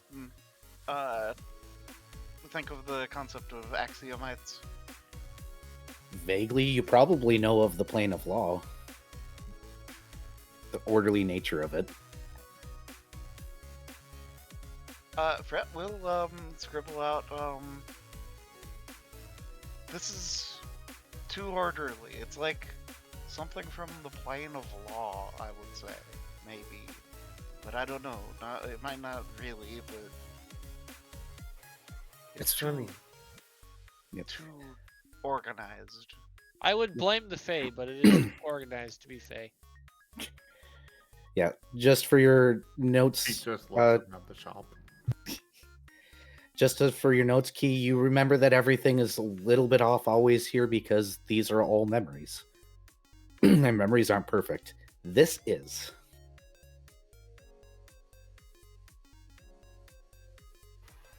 The nature of this realm is one of memories are imperfect. They change, they shift. As much as we hold on to them. Something I am intimately familiar with.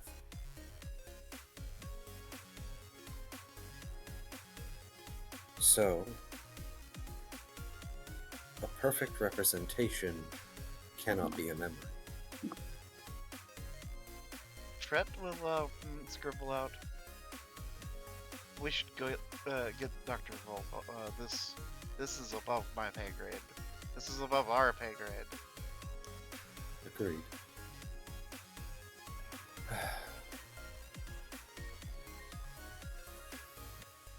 I apologize. I had hoped that perhaps for one day we might have peace.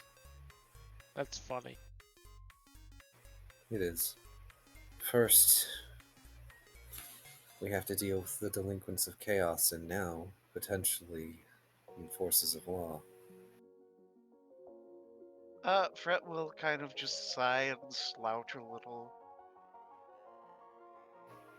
It's almost as if anything and everything wants this realm because of its nature.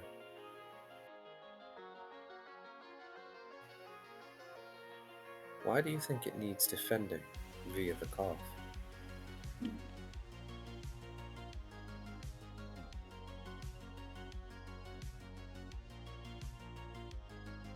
Fred shrugs. Last sighs, pushes himself up.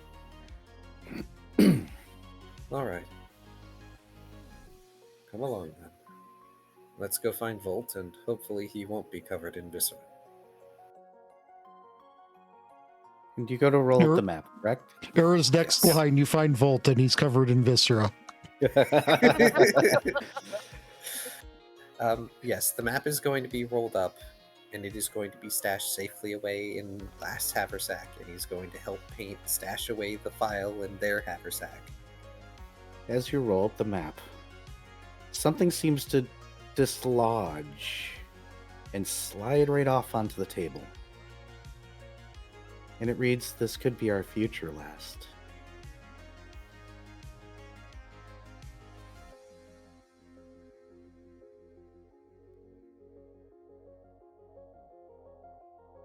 Totally staring at it. Last is staring at it.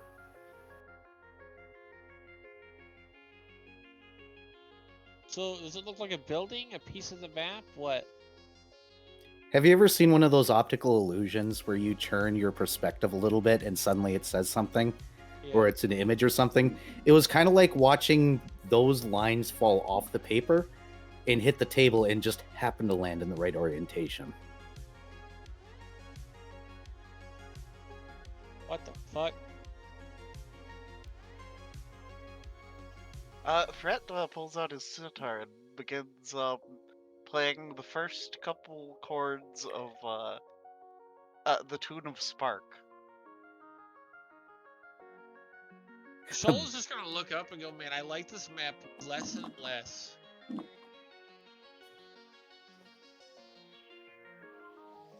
Contingency's a fun spell, by the way. It's fucking obnoxious, is what it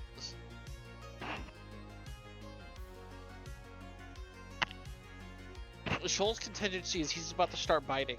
So, I mean, if there's any more weird shit, it's getting eaten. Also, Paint that is seems like a boring resummoning, ass future. Rex. Bodacious. I like how I got that to Water echo. type. Sploosh. Is he got the Wait, Fred, he Fred got is the not surfer completing accent? the spell yet, but he is gathering energy, but waiting for, like, reaction from last loss. I don't know who you are, Mr. Exley.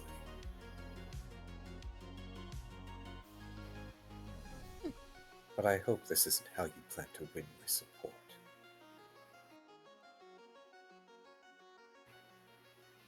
Fred, if you would. The letters get lit on fire. Oh, you mean the table? They're literally on the Yep. table as if they were written Yep. there originally. Yeah, I figured. Setting the table on fire. Well, the last tail just gonna thump on the table. I mean, Rex could have just flopped on it, but okay. Panic. Gut reactions.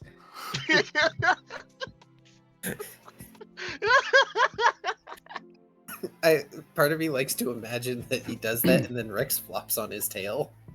Oh, Shoal is Yes. immediately gonna smack paw and tail. Just all of us all at once. Thump. Shoal is just batting. Silently laughing in the background. Cat reflex smack thing that move. Bat. Slowly slides tail off the table Bat. to see the scorch mark. It's a scorch mark. I'm leaving that there. And we still read what was said. Nope. It gone.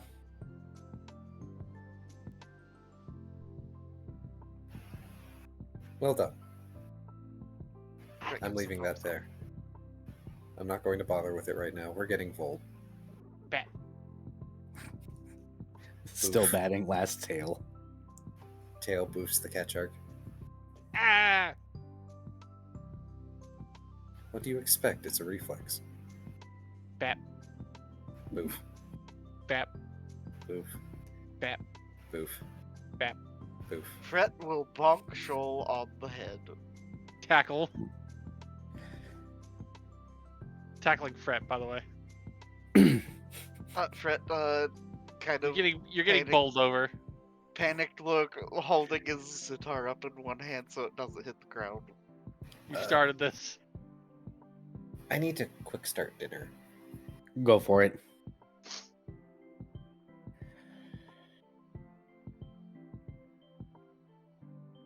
I gather after all this nonsense, we are going to head to the lab. Probably. We're going to make sure that Volt gets a good look at this thing and the craziness that's going on. Let him roll some nonsense. And then probably end session. Yeah, because it's like Okay. almost 10 o'clock. Yep. Yeah, I mean, we usually go till 11-ish, but, yeah, having a light night is fine. Well, it's almost 9 here, but I figured this will probably take a little bit of time, and that way we can end sometime around 9:30-ish. Yeah. Also, So- I'm tired. Yeah, Viv tired. And I'm still catching up on notes. Don't worry, you guys will get a regular day. And we do not have session next week. No, we do not have session next week or the week after. It'll be 2 weeks until play. 2 weeks off, excuse me. Wait, so this will still... This is a Well, big as, thing. as normal, we're effectively, after next week, we're going back to our normal schedule. Oh, yeah, that... Right. Yep, I just didn't want to skip last week because we weren't playing for 2 more weeks. That felt like a Yeah. very large gap. That would have been a month off, and that would have sucked.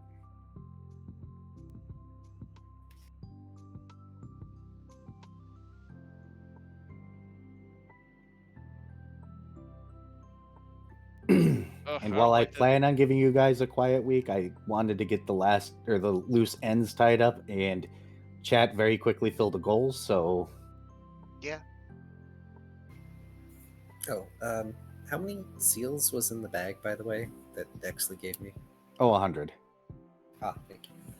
You guys also got to get paid by the barkeep after he's done reading your report. Yes. Vari still needs a thing to happen.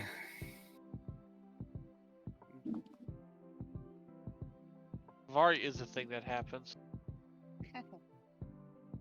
I mean, typically, yes.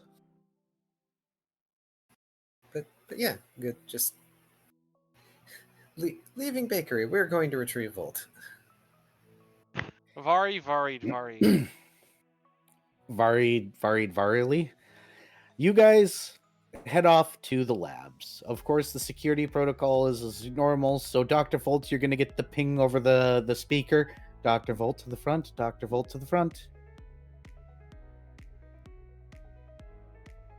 Dr. Volt will head to the front.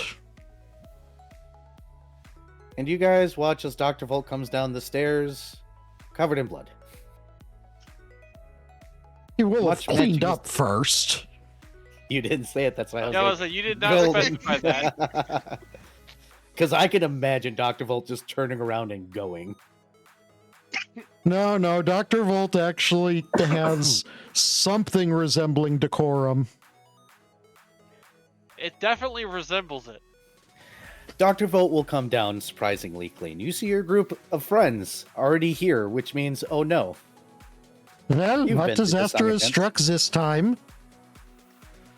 No disaster, just odd happenstance. Are you occupied? What disaster is in the process of striking this time? Isn't Fred just kind of silently giggles? I mean, Looks he's not very wrong. This is the disaster. He says, just sort of holding the map in one hand. Dear God. It's a roll of No, paper. seriously, what is on it? Let's discuss it in a room, not out in the open. Indeed. As I said, are you occupied?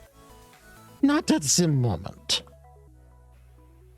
Then this may be best discussed in private, such as your laboratory, if there's a clean space inside it, or the bakery.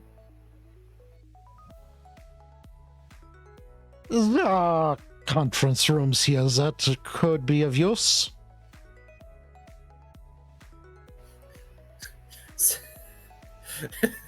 Sorry. Last, just doing the raised eyebrow thing as best he can because he doesn't have his mask on right now. Your conference rooms see use. I It's mean, usually for I'm the just evil assuming there are tactic. conference rooms because this is big fancy science place. yeah, it's Oh. literally so like a lead researcher can gather the people underneath him, and then they can all like villain cackle. Pretty much. Or in some cases, actually discuss their achievements together, and then Yeah, cackle. but I was about to say, yeah, but what's the actual ratio here? Look, there may be some team leads across the board that have a propensity to have team laugh it out meetings just to get it out of their systems. That way they don't look bad in front of the other scientists. Okay. Fair enough. You know what? You know what? 100% understood. Yeah, you could totally check out one of the conference rooms. There's plenty of them.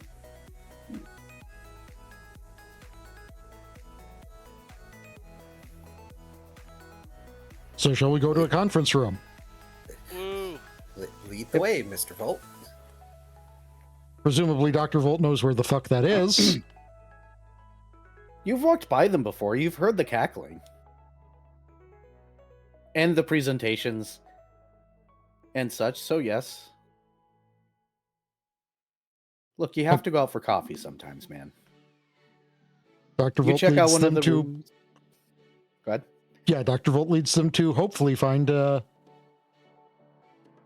empty one somewhere. Oh, there's always plenty. You get to a room, you check it out, you close the door behind you. Does it lock? Yes, if you'd like it to. Jill locks the door. Click. Wait, that wasn't an ominous click.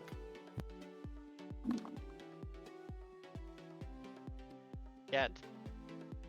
This is out of the norm. That's how you know it's bad. Paranoia. Anyway. We put the map on the paper. Yes, map is laid on the table and unfurled.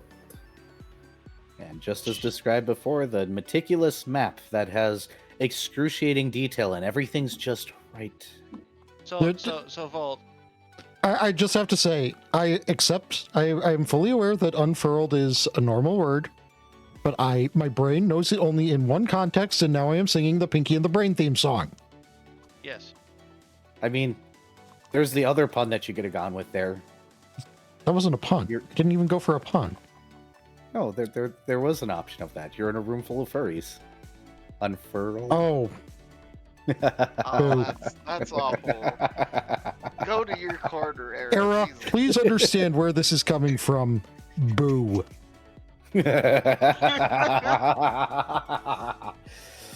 Revenge. Oh wait, continue. Sorry. All right. So Volt, you have detect magic, right? Actually, he doesn't have a magic detector.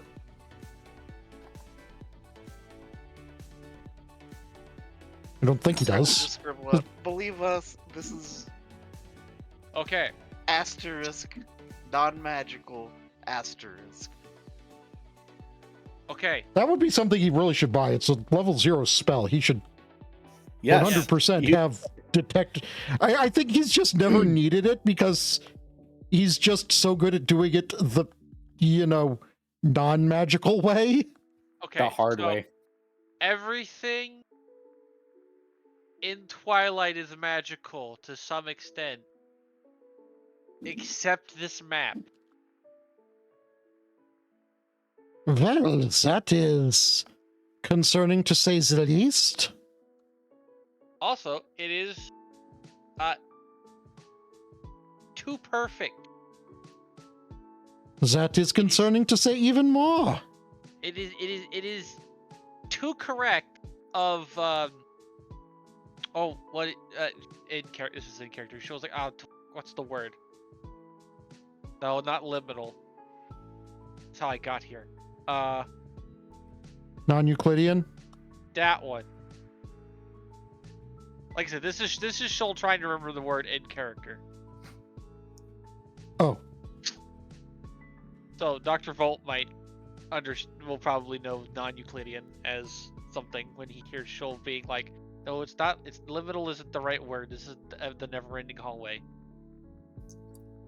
You would be thinking of non-Euclidean. Yes, that. The city is mildly non-Euclidean. Bleh. Well, that is extra concerning. Shoal nods.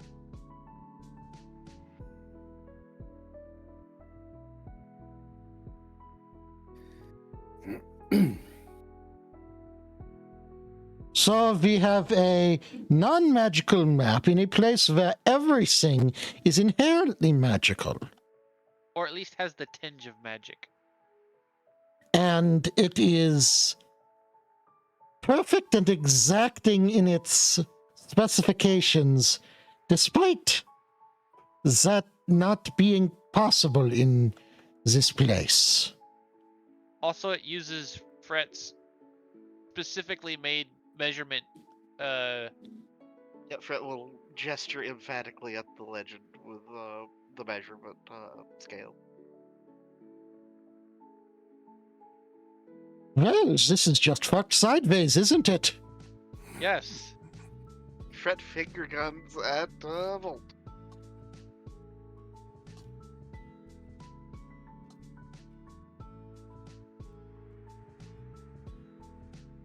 Dr. So Volt anyway, will how has your roll- day been? Because this is what we've been dealing with. Well, I suspect you know how my day has been. Arm deep in somebody else? Why does everyone use that exact phrasing? I've rolled a knowledge. I've rolled a 18 plus my knowledge modifier. 13. Which So is 31 on what the fuck happened with this map. 31. You're looking it over and you say that thing out loud and you're looking at it, and then two things are going to stand out to you. One, the party already called it. This is real. I was actually the one who called that. Yes. Yeah, Yeah. that was. So yes, you got that part. This is the problem is that this is real. This is the city if it followed the normal rules of the universe. That's part 1. Part 2, it is perfectly organized. Ick. And as Vari called out, there's only one place where perfectly organized things come from. Axton The plane of law. Axton is either working for or is from the plane of law. Wait, what's his name? Axton? Axley? Something like that. Yeah, Alan Exley. X. Oh, That's God, a pseudonym. you are Ah! the people who get tricked by Louis Cypher.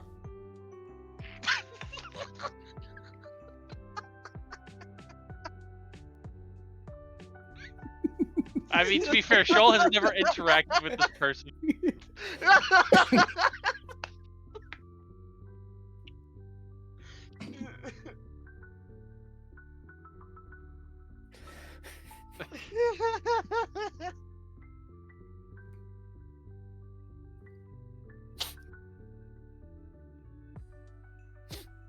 Okay. Yeah, when you said his name, it was just like you basically, while struggling to say his name, just said axiomatic. Yes. Mr. Alan Exley. Axiomatic. He's an aspiring councilman. Yeah, I bet he is. Well, at From what I- least we know the proteins here are not going unopposed. But that's just the problem, Dr. Volt. Twilight is quickly becoming a battleground. Need I reiterate the fucked sideways part that I said earlier? We are already a melting pot of every alignment imaginable.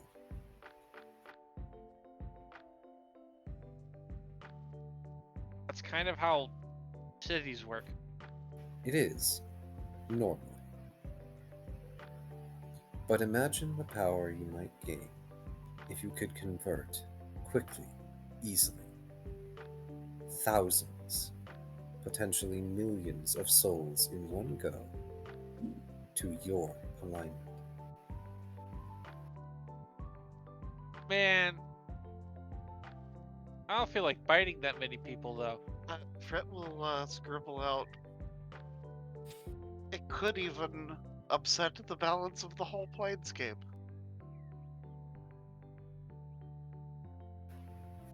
It's hard to say. I don't know how pivotal? Wow. I don't know how pivotal Twilight's position in the cosmos is. I just know that entities want it. To them, it is power. And I want them to fuck off. You and just about every other sane citizen in Twilight. The 4 or 5 of them. I was about to say, any of them? I think even most of the crazy assholes that live in Twilight don't want anything to do with these dipshits. Yeah, but you didn't specify them. You only specified the couple of sane ones. Well, last is specifying the sane people of Twilight, as in the people who are sane by Twilight standards. Oh, okay. Which I know is not every citizen, but the It's enough point of them. remains. In any case, That's part of the reason why the Koth have been reprimanded time and again for meddling too much in the city's affairs. Their job is to protect the realm from outside threats. And that is why the guard have to be trained even now. Okay, question. Wouldn't Wouldn't. hold on, trying to figure out how to word it. I had it for a second and then it just jumbled. Wouldn't subversive foreign elements entering the city and trying to cause damage from within still count as an outside threat? They do.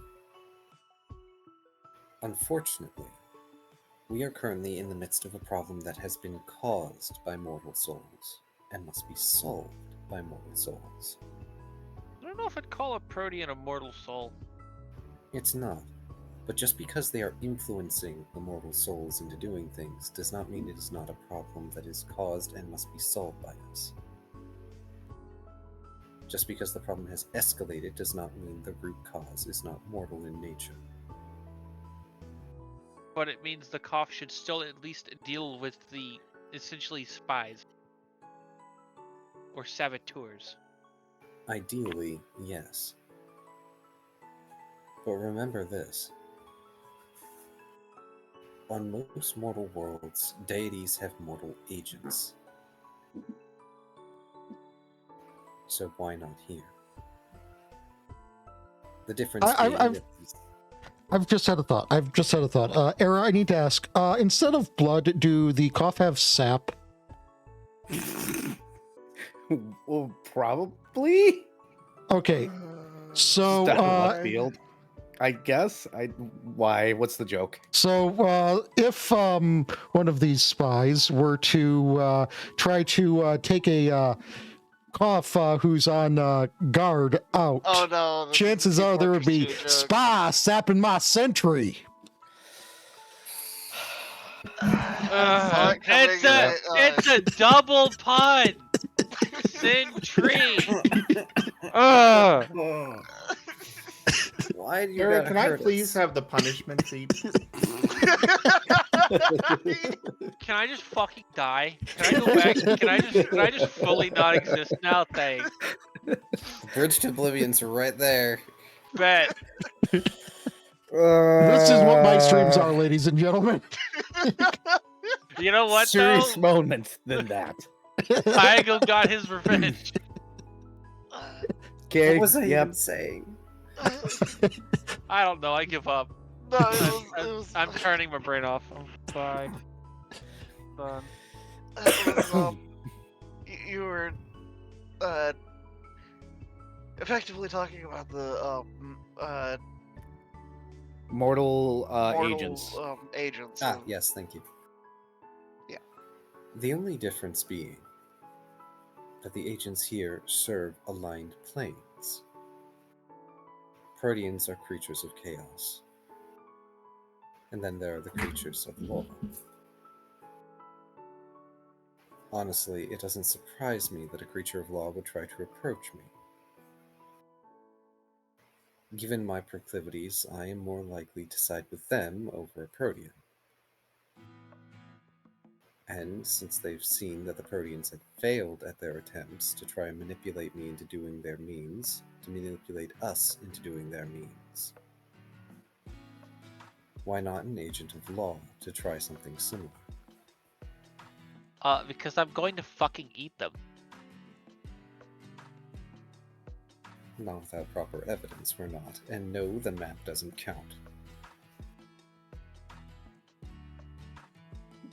Soul is just kind of gonna squint to be like, I'm not a guard. I'm just gonna start a bar fight next to him. I mean, I can't technically stop you from doing that in the appropriate setting. The funny thing is, you know where he campaigns. Tret, will scribble out. Shoal, he's a resident of the city. You can't just do that and be successful. We're all technically immortal here. if he's a lawful outsider, yes, I can actually. It,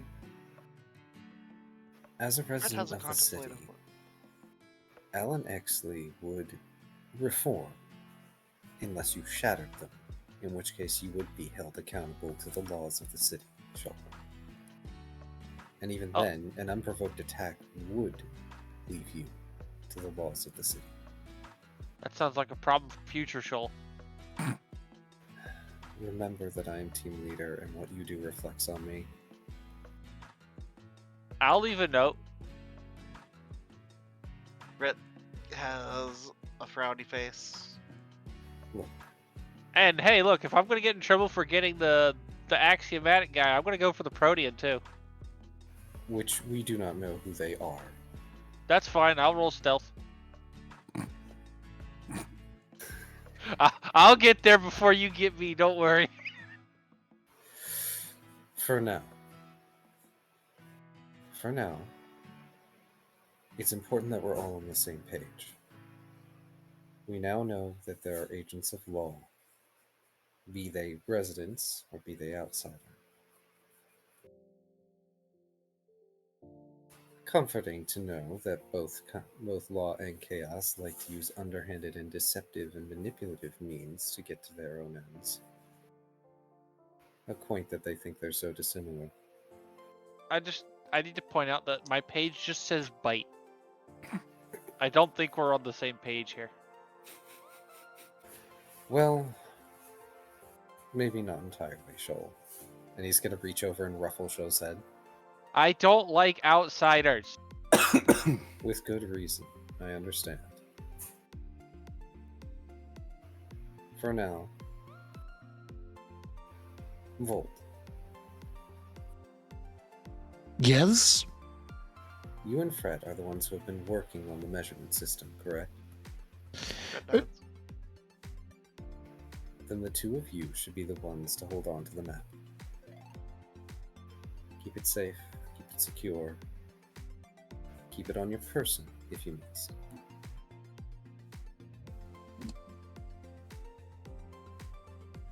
Fred will scribble out. I don't happen to have a haversack, so. Dr. Volt has a haversack. Ah, yes.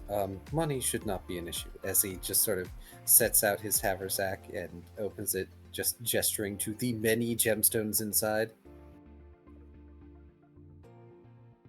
I cleared out Arson's treasury. Shoal pulls out the duck. Once these are converted to seals, we will have much more funds available to us. Fred Excellent. scribbles out, I could use a haversack. You probably should have one. That said, we still need to get paid by Tooth for our last mission. Yeah, but that's tomorrow. After we talk to Betty. Oh, right. Volt, Betty's coming by the bakery tomorrow because she remembered more stuff that happened. Oh, lovely. That's not going to blow up in anyone's face. I mean, she didn't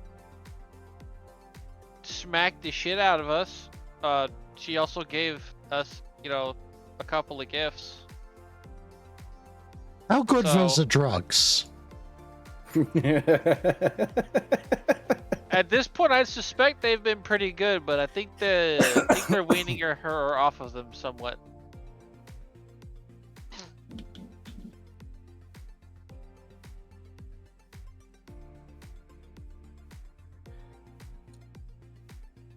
Also, I think in the future, it's going to be way, way, way, way harder for people to beat her in a fight.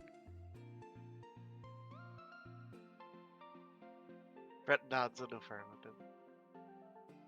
I feel sorry for anyone who makes the attempt. Also, the next bar fight's going to be really funny. Or the not bar fight. It's going to be hilarious. You I guys are gonna might get need- our crowd. I might end up needing resuscitation from laughing too hard. Please don't die of laughter. That's the only way I want to die. Well, to be fair, you won't technically die. I'm sure you'll resuscitate at some point. That's fine. We'll get there eventually, as long as it's from laughter. Dying any other way sucks. Brett nods an affirmative to that. And the plan is set. We can't do particularly much right now.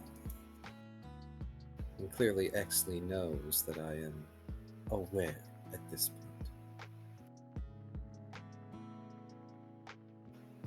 But I will continue with this charade. Just be careful. Fret will scribble out. Agents by their own right aren't necessarily bad, per se. Mr. Exley has not proven himself dangerous yet. Shoal is just assuming he's dangerous to start with, and is moving from there. Although, to be fair, Shoal's response to, hey, this is dangerous, is kill it. So Shoal assumes basically everything's dangerous. No. Kill it is a response to a lot of different things. It's the default response of either bite it or kill it. He's a half cat, half shark aberration. Like, there's only so many so many average responses you're gonna get out of him, as far as actions go. But no, this is a particularly more like, he would like to be more proactive about this, and under normal circumstances he would be. But Last has, politely asked, please don't do that. So, Shoal is not. But he's going to think about it. How is Shoal the most responsible teammate? Paint looks up hurt. Because Shoal was actually a very responsible person for his Explorers Guild. Oh. It's why he was one of the ones that was exploring the deep trenches. Which, granted, is technically what got him killed, but, although, not really killed, but, eh. He found this goofy-ass fox there, though. Oh.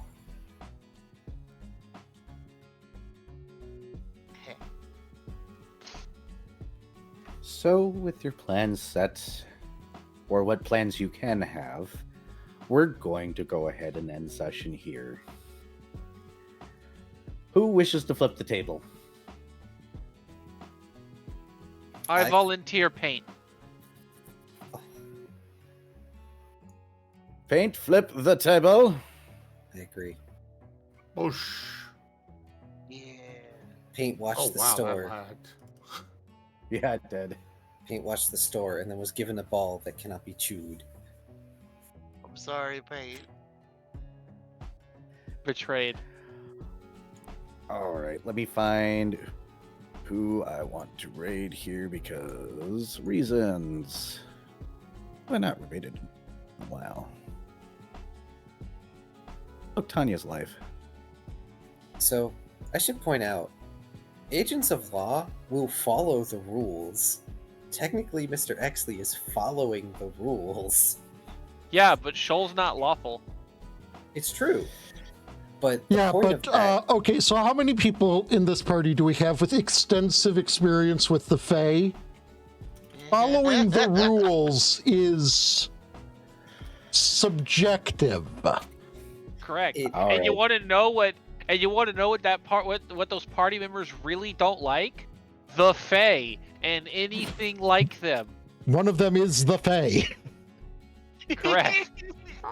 So really quickly, let me go ahead and close out this thing here. So over on my end, I am rating Tanya. In the meantime, thank you so much for joining. Appreciate you all. Drink plenty of water, take good care of yourselves, get plenty more rest, and you all have a wonderful day. And here comes Tanya. Look, all I'm saying is that, Shoal hasn't bitten paint. I've got to go into some nitty gritty stuff on my stream ending, so I'm gonna duck out. Okay. Bye. It's like nothing bad. It's just like Yeah. blue review stuff But, for my randomizer. Yeah, Yeah, but Here, I'm like, gonna mute for a second. Okay, you wonderful cutie faces. You know I love you. You know how much you mean to me. Blue review real quick. Didn't get anything really astounding today. Mostly because a lot of this was retreading what we've already done in Pokemon because reasons. I'm not sure why, all things considered. That was very confusing on why it's not saved the content. But we got a blue key for E1M5 and Heretic. More Stardust for Monster Sanctuary. Bonus coin for DKC3. Red Skull key for Doom 2. Tricks and Traps. I know we've got that level unlocked. E3L3 yellow key for Duke. And key to rewards Agrabah. Those are the big things we've walked away from today with. Not exactly all stars, but yeah, whatever.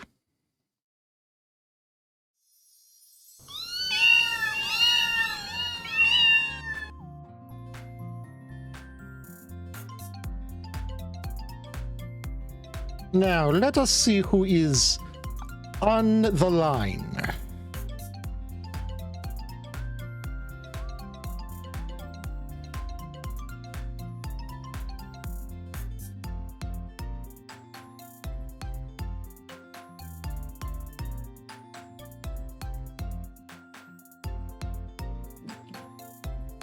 Stay cute, everyone.